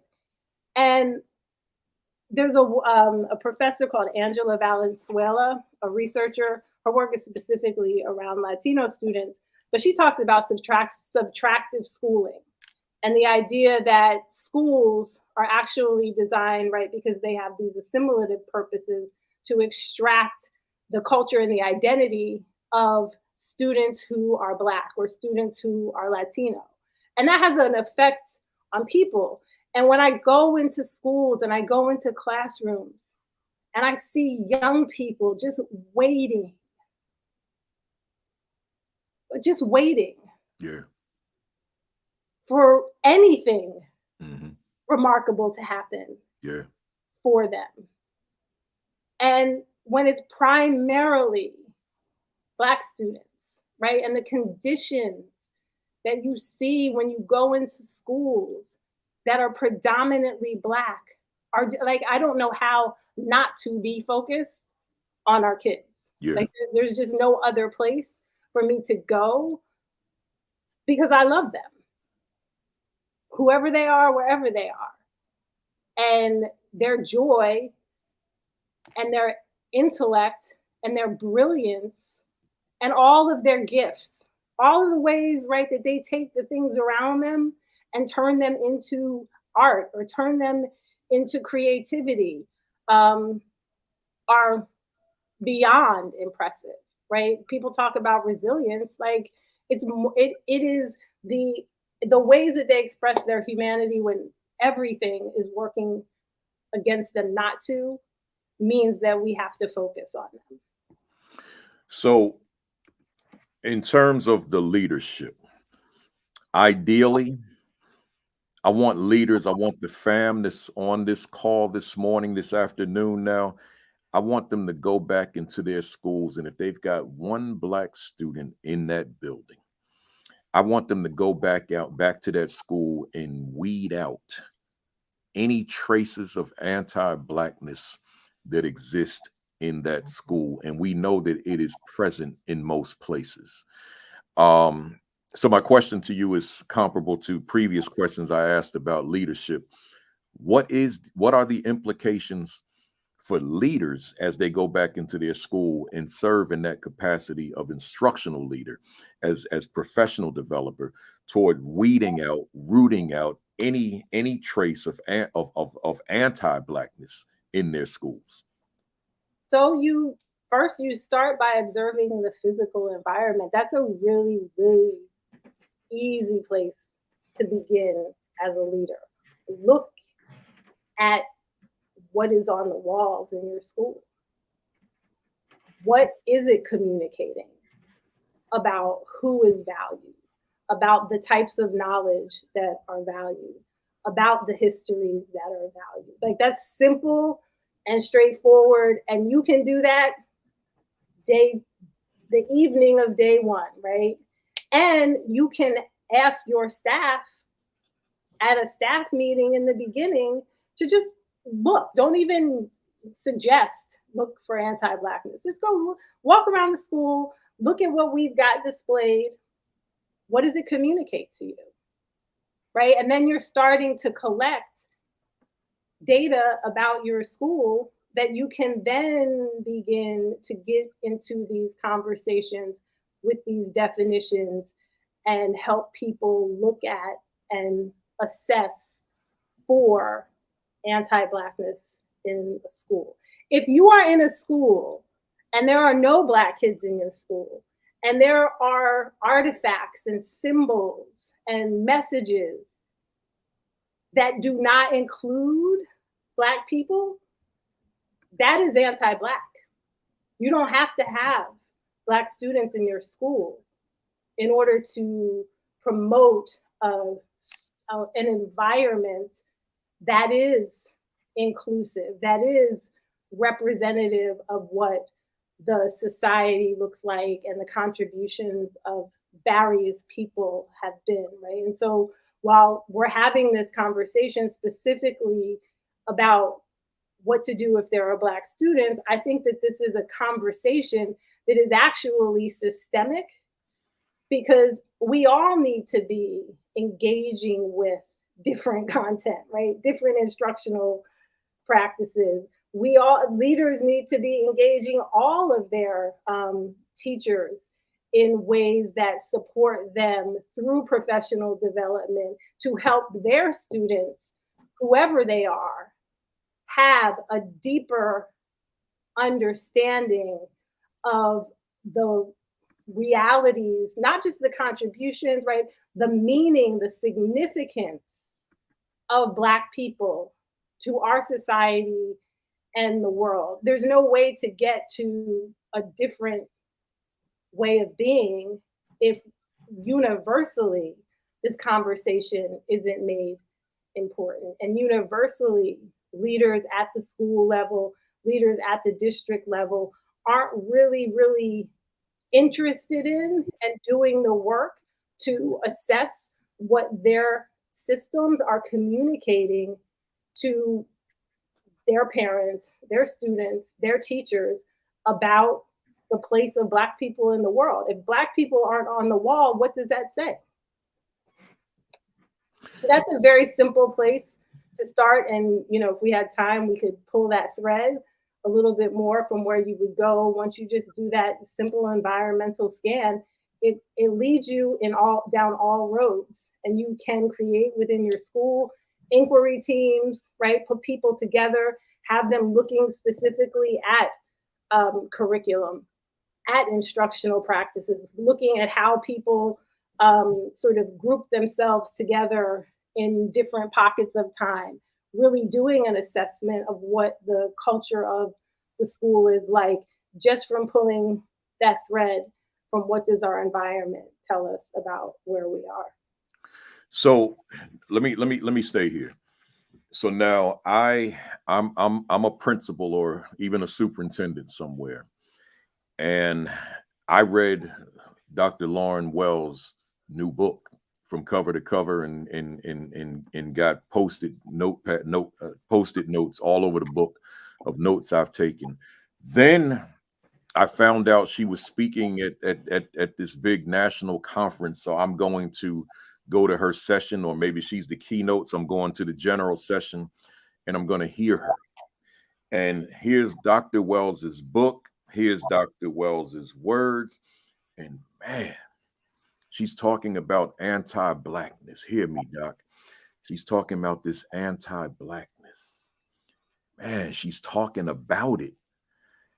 But because of my own experiential background, I don't know it when I see it. Mm-hmm. Or I'm a part of the problem. But I don't have the wherewithal to recognize it because I'm too detached from it to be able to identify this thing that Dr. Wells is talking about that I see. So I could be the problem as a leader, but I can't disrupt it. I can't dismantle it because I don't recognize it because it's not my space. So Doc, I know I'm going longer than I planned to on a question, but bear with me for a second. So I'm in this audience and I mess with this Black speaker who's not there to tell jokes, but he's there to present. I don't realize my anti-Blackness in that moment. So even if someone corrects me, okay, I was rude to the speaker, but I don't see the race dynamic. See, I don't know his background, his psyche, and how he received it. Man, I'm throwing a lot at you, Doc. It's how you gonna help me to uncover something in me that I don't even know I have? I'm somewhere telling people I'm this person at the conference again now. I'm telling people ain't a racist bone in me, ain't an anti-Black bone in me, and I am as anti-Black can be because I don't realize what it is. Help that person, Doc. In an hour? Person, I know. Give me the short answer, but that person might be on the call right now. Because see, I'm going to tell you this too. As far as the people that watch this platform, a lot of the African-American viewers reveal themselves in the comments. Mm-hmm. depending on my topics, a lot of my white viewers do not reveal themselves. But when they see me in person, they say to me, I watch you every Saturday, Principal Kafele. And for me, that's like bingo, right? So you don't want folks to know you on here, but you a big fan of this platform. So it says to me, I want to hear what your guests, particularly when you get into these topics, I want to hear what they're saying. But I can't put myself on that thread because there are people that may see me, right, watching this, and I may not want them to know that I watch this when you have those particular topics. So yeah, I know your question was valid in an hour, but holler anyway. So this person who may be out there right now, and they are, in order to investigate, to understand what you're bringing to the classroom or to the school that does or does not have Black students in it, I would ask you to start looking at your practice. If you're a teacher, I would look at your lesson plans. Look at them. Look at your seating arrangement. Look at your interactions with students. Who are you interacting with? How are you interacting with different students? Are you interacting with Black students around disciplinary kinds of dynamics?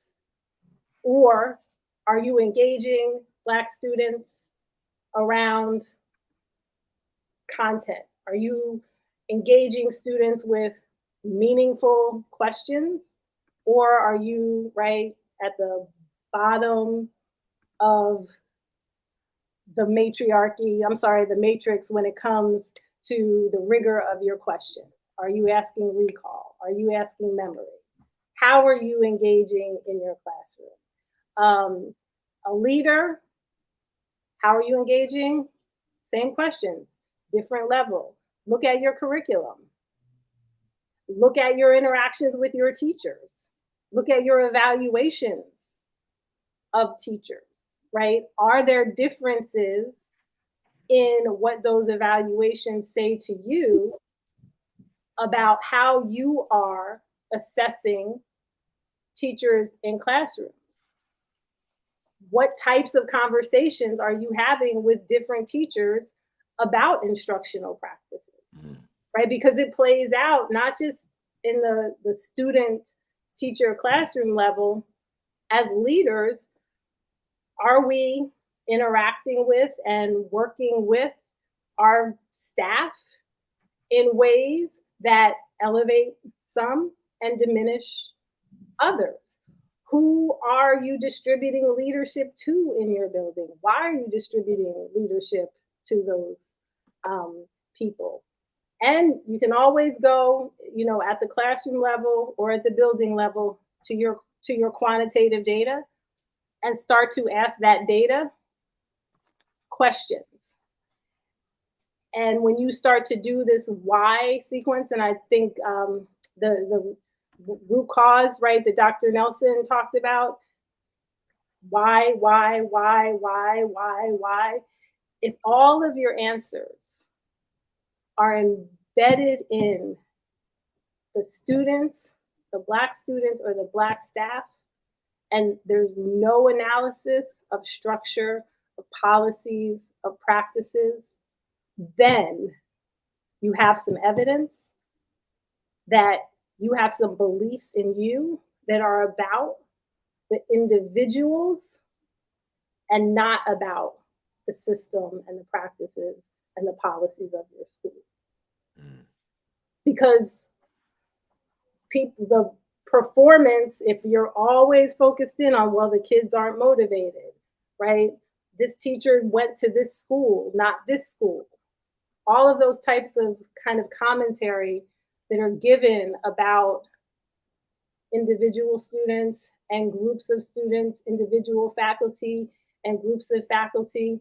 If you're always singling out the Black teachers in your school, when it comes to student performance as a group, right? So some questions you may want to be asking yourself. It's good stuff. Solid information.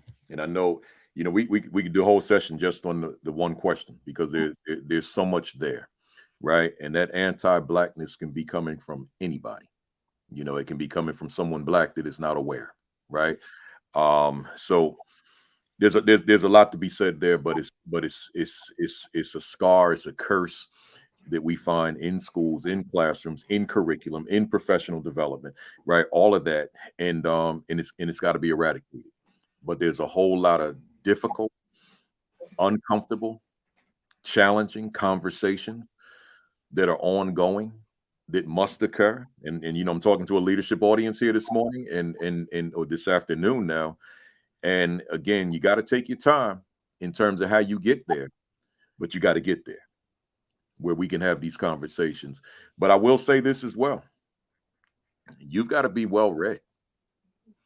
I certainly, I want you to watch this platform, this live stream, and I want you to watch all the other ones out there that are relevant to your practice. But at the end of the day, a lot of what you learned as it relates to history and culture of Black people, a lot of what you learn has got to be dismantled. It's got to be disrupted. And you've got to engage in the reading that's going to give you understanding. You can see a portion of my library here, but it's mighty extensive. And there's all of that shaped me before I became a teacher. So I went into the profession with a certain mindset that maybe perhaps a whole lot of folks don't have, because they haven't read what I've read. They haven't been exposed to what I've been exposed to. So therefore, I'm able to bring a certain level of consciousness to my classroom, to my students, and ultimately to my school as a principal that a whole lot of people didn't have, right? So you've got to do the reading. And I'll cap it at this and say, I have a reading list. I got to add you to it, Doc. Your book is brand new, and that's the only reason it's not there, but I will. But I got a reading list that some of you are aware of called Principal Kafele Suggestions for Teachers, Suggested Reading for Teachers of Black Students. And you can go to my blog page at principalkafelewrites.com and then scroll way down, because it's buried, it's deep, because I do a lot of writing. But you can also go to principalkafele.com and then just click the writing tab, and it'll take you to the blog page. So either one, and just scroll way back, and you'll see just it's about 100 and I didn't put too many books, about 105 books that I put there, and I broke them down by category, that you can check out some of these books that will help you to navigate being able to tackle, disrupt, dismantle anti-blackness in a classroom, in a school, in a district. With that said, Doc, when we get into we winding down, y'all, so hang in there with me. I want to read something from your introduction in, let's turn it the right way. There are no deficits here. Disrupting Anti-Blackness in Education, written by Dr. Lauren M. Wells, who's sitting here with us this morning on the AP and New Principles Academy. You said here, more time, more basic skills, more discipline, more core content, more testing, more social emotional learning. I went out of order a little bit. More data, more grit. These are among some of the leading refrains about what is needed to improve the academic performance of students of color, Black students in particular, or to close the so-called achievement gap. But essentially, all these refrains call for more of the same and assume our prevailing educational paradigm is sound. Give it a tweak here, a new program there. Add a little special sauce. Sprinkle a few data points on top, and voila, a silver bullet. In full disclosure, that word voila, which is also pronounced voila, in full disclosure, Doc, when I read this and saw that word, I did not know what that was and had to go to Google and found out that voila is not spelled W-A-L-A, V-O-I-L-A. I ain't see when you in your 60s, you ain't worried about what people think of you, man. I wouldn't have said that in my 40s. I'd have pretended I knew what that word was. But I didn't know that voila was spelled that way. So here we go. Here we go. I don't care about nothing, y'all, but don't disrespect me in public. Listen, I got a question for you. You said the so-called achievement gap. What do you mean by not achievement gap, but so-called achievement gap? What are you saying? That we have opportunity gaps, that we have, I think this conversation is about a culture gap, right? The greatest resource, and I talk about it in the book, the greatest resource that we have to amplify learning is to use the culture of the students, to use their lived experiences, right? That is the platform for learning. And so that outcome, I am angry, right? That our kids are not reading at the level that they should, right? I'm angry because I know who they are. But I'm not pointing at that as the problem. And the conversation revolves around that as the problem, which makes the problem the children. The problem is the system that we exist in, which doesn't provide adequate resources to students, right? Which brings students into environments that are hostile to them because they negate them, because they erase them, right? That feeling, again, to your experience, that's what students feel like when they're in an environment where, you know, one example that I talk about so often is the little ones when they come to preschool, and all they have is the words that they have, right? That's what they're coming to us with. That's the knowledge that they're bringing. And we immediately start telling them that they're wrong. That carries over, right? That's a disconnect to language. That creates a separation from the cultural form that you come to the school with and the learning that you have to do in school. And so that is a problem. That to me is one of the most significant problems. And the more that I read about, and you know, I'm learning around this neuroscience culture stuff as we speak. I am not a neuroscientist. I am not a neurocognitive, right? That's expert cognitive psychology. But the more that I get exposed to about the ways in which culture is wired in our brains and the significance of it to how our neural connections work, to how we process information, the more clear that I am that the absence of history, culture, people, events that are significant to Black students in particular and other groups of students in general, Indigenous students, Latino students, the more that I'm clear that we are depriving them in our schools of the greatest resource that they have and we have, which is themselves. So for me, the achievement gap kind of is the result. It is the result. Yeah. A whole bunch of other gaps that we need to be talking about and confronting if we really are serious about the business of creating schools where all students, Black students, have the opportunity to feel how brilliant, special, powerful, and significant they are, and to let what is inside of them, you know, come into being through the development of their academic skills. But we want to separate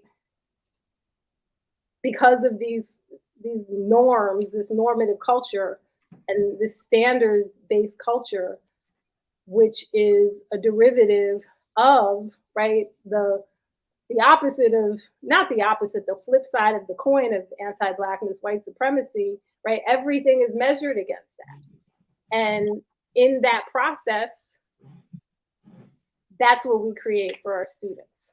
Yeah. And so we focus on achievement because we can measure that. We focus on that achievement gap because we're measuring it against that standard, but we're not looking at all of the things that are missing, absent, and, you know, not designed. And I use that word design a lot, not a part of the design of creating environments that are intended for our young people to be healthy, whole, present, empowered, and magnificent in them. Love it. You know, I'm winding down. I got one more for you. And one of the things I'm hoping, you know, we get you back at some point and we talk about the Newark Global Village school zone, which you played such an integral part of that process with those 7 schools anchored in Central High School and those 6 feeder schools. But within that whole discussion, you talked about that significant and sustainable change is limited without what you call conscious collectivism. And that stood out for me when I was reading through the book, Conscious Collectivism. My final question to you, Doc, what is conscious collectivism in terms of how you define it? And why is it critical to sustainable change? So conscious collectivism is the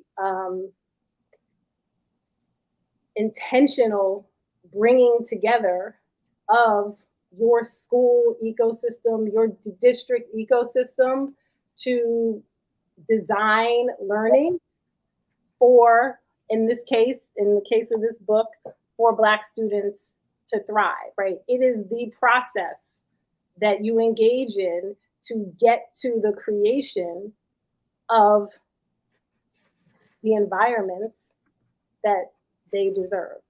I talked a little bit about it. So there's collective planning, there's collective context, and there's collective purpose, right? And so when I work with folks, I'm working in those 3 pillars simultaneously to bring an ecosystem together, to define its context in different formats of planning, different formats of processing. All of those things include data analysis, strategic planning, school plans, what have you, all with the purpose of unpacking what we've been talking about here, introducing new ways of thinking about designing schools, helping individuals excavate those for themselves, right? Because the answers are where you are.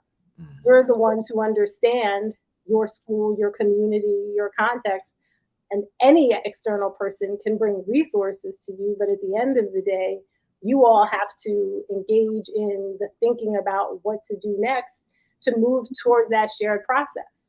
And so the collective and conscious collectivism, it's on purpose, it's intentional, it's with the execution of that executive thinking that is necessary to override what we subconsciously carry around with us.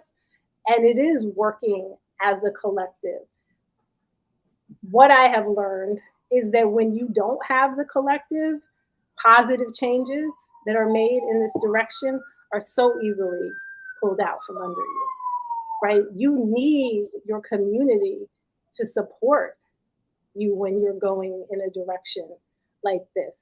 You need your teachers working together to support you as a leader when you're going in a direction like this. As a leader, you need a community of other leaders who are asking the same questions, challenging themselves, and struggling with the things that they're finding to be around you to help you go back to your individual school and do this work in ways where you feel supported, where you feel sustained, where you have a community of people that you can ask questions to, who you invite to your school to walk through with you, give you another set of eyes, tell you what they see, and for you to do the same with them, right?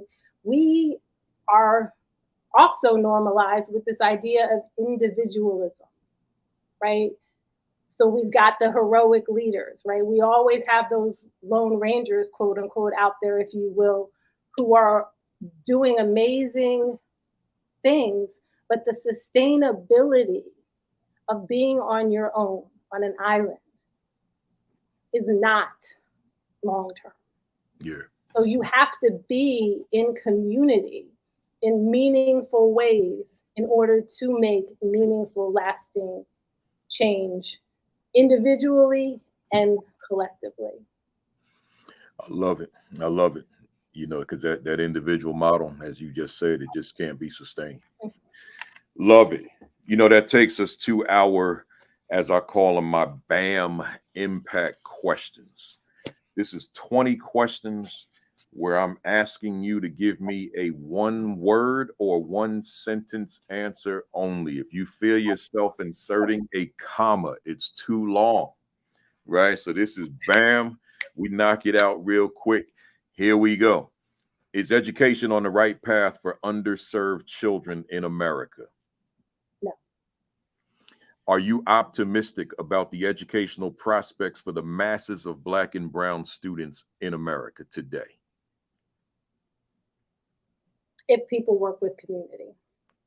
Can true equity occur in America's schools for Black, Brown, and other underserved students?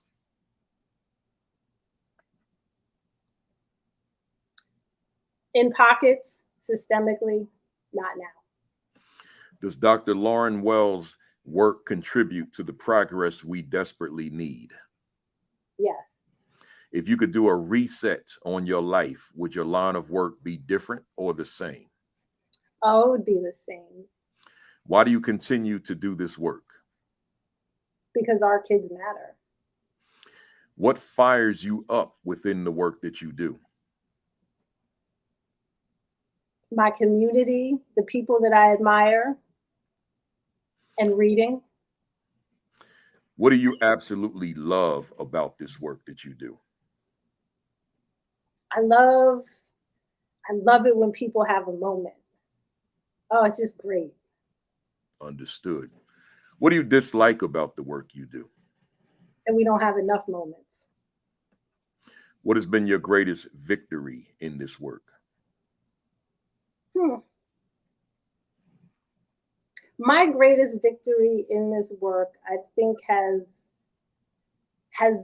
been really learning how to do this in community with other people and being able to support schools and leaders. What was your greatest mistake in this work? Woof.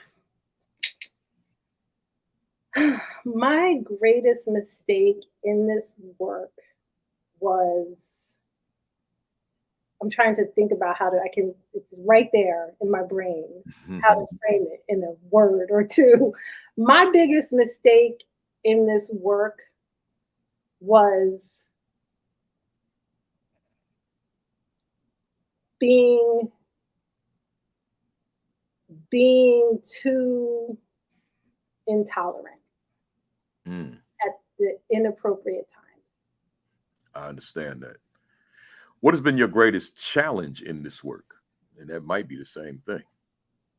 I think my greatest challenge is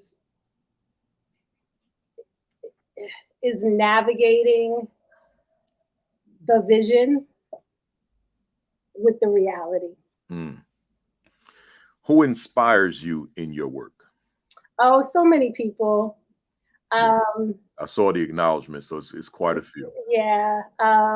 Yvette Jackson, you, the principals that I've worked with, the parents that have been engaged in work, students I mean, students, you know, and especially young people who who who, who are empowered, um, and who stand up for themselves and their peers.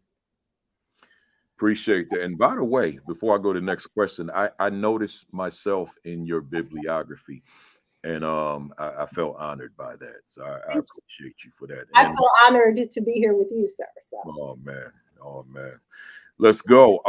What are you reading right now? Book, blog, article, anything?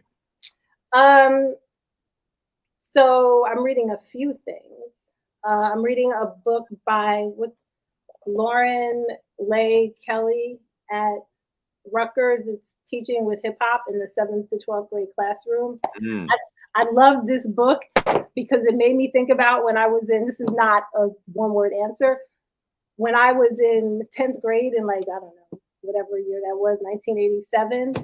And after we read Cyrano de Bergerac, um, our project for a group of my girl high school friends was a rhyme. And as I was reading this book, I was like, oh, I wish my teacher had a clue, right, about what to do with what we were bringing to our interpretation of the play, by writing a rhyme. I'm also reading a book called How Emotions Are Made: The Secret Life of the Brain. Mm. So Good stuff. And you know what you're saying about the hip hop side certainly reminds me of hip hop education in the work of Chris Emdin, etc. Let's see. What book would you recommend to our viewers this afternoon? I mean, well, of course, there are no deficits here. Yeah. But if you're looking for something inspiring outside of the field, there's a book called Freedom: Medicine Words for Your Brave Revolution by Jaya John. He also has a podcast, and the way that it's written, it's not poetry, but it's quick kind of vignettes, if you will, that are just connect real deep and very empowering. Good stuff. Good stuff. Almost there. 5 more. What do you want to accomplish that you haven't accomplished yet? I mean, that's a hard one for me because I don't know. I just enjoy being me. Like, I've just gotten to a place where the accomplishment is the evolution that I make as a person. So, um, yeah, You're in that space.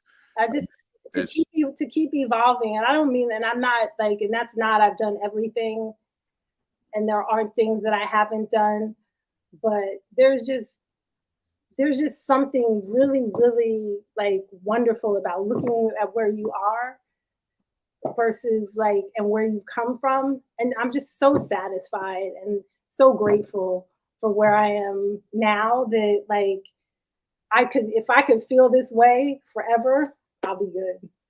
You know, it's comparable to I posted last week. A superintendent asked me what's next for me, and I told him there is no next. I'm living in what I built over the past 3 decades. Right? I have no vision of anything. I'm in it, and I just want to stay right here. So I'm consistent with what you just said. Are you satisfied with where you are professionally now? I can grow. Absolutely. What could you say to a viewer out there who continues to face closed doors? It happened for a reason. I mean, it is so the word is escaping me. It's such a saying, but closed doors, bless them. Be happy for them. They saved you from something. What could you say to a viewer out there who's lost their fire? Consider your why. Very good. And lastly, if Dr. Lauren M. Wells was a word in a dictionary, what would be your definition?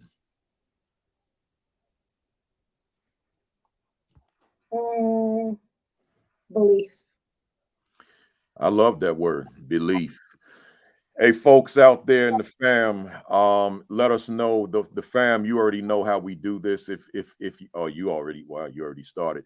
If you benefited from this, if you enjoyed it, if it resonated with you, if you found it useful, if it added value to the work you do, then hit us up with those emojis. Let us know. Let us know whatever your favorite emojis are: fire, diamonds, bombs, fists, or power, or whatever, right? Just let us know. Bring those emojis. I see them coming. They already started, but keep them coming. Let us know. That's the way we applaud. Those of you who are new to the platform, that's the way we applaud our guests. If I'm going solo, that's the way we applaud me. So let us know how you received today's. And I see all these emojis have already come, and they're still coming. And let me get my emoji. Thank you. In the form of a baseball bat, Louisville Slugger. You hit four. You came to bat 4 times, which is normal for baseball, and you hit 4 grand slams. The bases loaded, grand slam every time, 4 runs. So you score 16, which is the max runs today. And we appreciate you immensely. Once again, the book.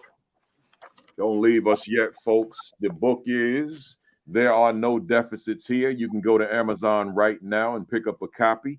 But also, Doc, let them know, how can they reach you for you to come out and do a session with them, or even have a long-term contract with a district? How do they reach you to do that? So you can go to my website for Creed Strategies, which is www.creedstrategies.com, and there's a contact form that That's CREED, right? CREED strategies.com. You can follow me on Instagram and reach out to me there at Doc Wells. That's me. I'm also on LinkedIn, Lauren Wells. I haven't seen another, but my picture is there, and the information about me is there, so you should be able to find me. I was telling Kafele how ambivalent I am about Twitter, but my Twitter is tweet, TWEET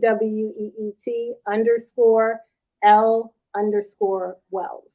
And so you can reach out to me there. And I just want to say to you, Kafele,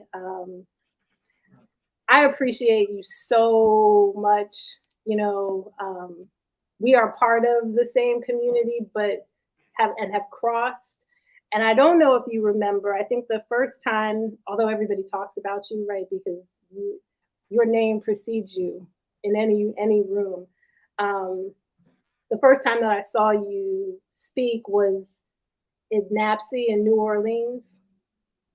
And just ever since then, you know, you're always very gracious and very genuine and generous. And so I appreciate you immensely. Thank you. I appreciate you saying that. And I remember that that day at NAPSI as well. I think it was at the Mark Muriel Convention Center, if I'm not mistaken. Yeah. Mm-hmm. Yeah, I remember that. Still, I have a picture. There's a picture on Google with me presenting there, so I remember that one. Yeah, good stuff. I'm glad to have you. Great stuff. Let me just close out. Could you stay on even when I go off so we could talk off camera? But folks, man, I'm glad you're here. I consider the summer to be over. You may not, but you know, I look at summer, the difference between August and September through an educator lens. And August 31 for me, not my wife who's up there listening, she holding on to summer. But for me, we in the fall, baby. Fall. The summer ended on August 31st. We are in the fall season, right? So I appreciate you all for spending the summer with me, with the virtual, with the AP and New Principals Academy. And now we transition into the fall. So next Saturday, my man, his name is Elmani Viney. He's from Jersey City. He's like a big time Kappa guy. He's an educator in Piscataway, New Jersey. And we're gonna have we're gonna have a lively conversation. So just like we had today. So come on with me next week. Elmani Viney from here in Jersey. We're gonna chop it up, me and the brother. So that's next week number 176. Make sure that you watch the Fantastic Four every Saturday morning. 10 o'clock, Sean Hurt. 10:30, Create and Educate with the leadership doctors, Dr. Sheikah Houston, Dr. Tammy Taylor. 10:55, myself, and then Sunday night, 7 o'clock. These are all Eastern times. Principal Josh Tovar, Principal Dean Packard. The last Saturday in December, we're all coming together again, and we're going to talk about the role of our spouses in making us great. So we're going to have a different kind of conversation. That's going to be all of us coming together last Saturday in December. So mark your calendars. We're going to have a different kind of conversation in the role of family, including spouses, in making us great when we do this work in leadership. Make sure that you get my books. I'm only going to show you one. The Assistant Principal Identity, the newest one. You can go right to Amazon and get your copy of this if you don't have it yet. And then you know the other joints. Just put my name in the search bar on Amazon and you'll see them all. Make sure you visit principalkafele.com for all my other resources. Subscribe to the AP and New Principals Academy YouTube channel. We got 19,000. It's getting ready to be 19,200. We're right at the cusp of that 200. We're at 100 right now, so 19,100. Man, I'm proud of that, man. That's one of the things I'm most proud of, with that many people subscribe to that channel. So make sure that you do the same if you haven't. And then you could binge watch all them videos, man. We got 175 of them now on that channel. I got another channel called School Talk with Principal Kafele. It's got a lot of my keynote addresses, a lot of my my interviews, the people interviewing me. So you can go to that channel, subscribe to that as well. School Talk with Principal Kafele. And then lastly, like and follow see, I didn't change the language on this, the AP and New Principals Academy Facebook page. I'm gonna have a written commentary for you tomorrow morning, not later than 10 o'clock. I get up early, man. I write. I'll have that on tomorrow. It'll be reflective of today's conversation. So that'll be on the AP and New Principals Academy Facebook page beginning tomorrow, every Sunday until next summer, right? So I'm not going to miss a day unless I'm just worn out. Lastly, your diet, take care of yourself. Your exercise, get it in. And then your COVID precautions, because it never went away, y'all. Some of y'all talk about the post-COVID years no, man, it's here. It's people. My son has COVID right now. My oldest son. It's here. It ain't going nowhere, right? So take care of yourselves as I'm doing the same. Lastly, y'all, have a great week. Those of you in the Northeast and you returning this week, start strong, y'all. And as I always say, I don't say it on here, that video of those of you that tune in at the very beginning, you see the video of me doing a closing. That's my signature closing. And I think I need to start closing with those words, not the closing, but those words, by saying the reminder to you, you are the #1 determinant of the success or failure of your students, right? During the time that they're with you, not while they're home, but when they're in your space, you become the #1 determinant of the success or failure of your students. Take that, embrace it, claim it, and own it. Have a great week. Have an extraordinary week. Have your best week yet. Peace. Peace. Thumbs up. Cock that fist back. Count to 3. 1, 2, 3. Bang! I see y'all next week, man. Y'all stay safe. I'm glad you were here.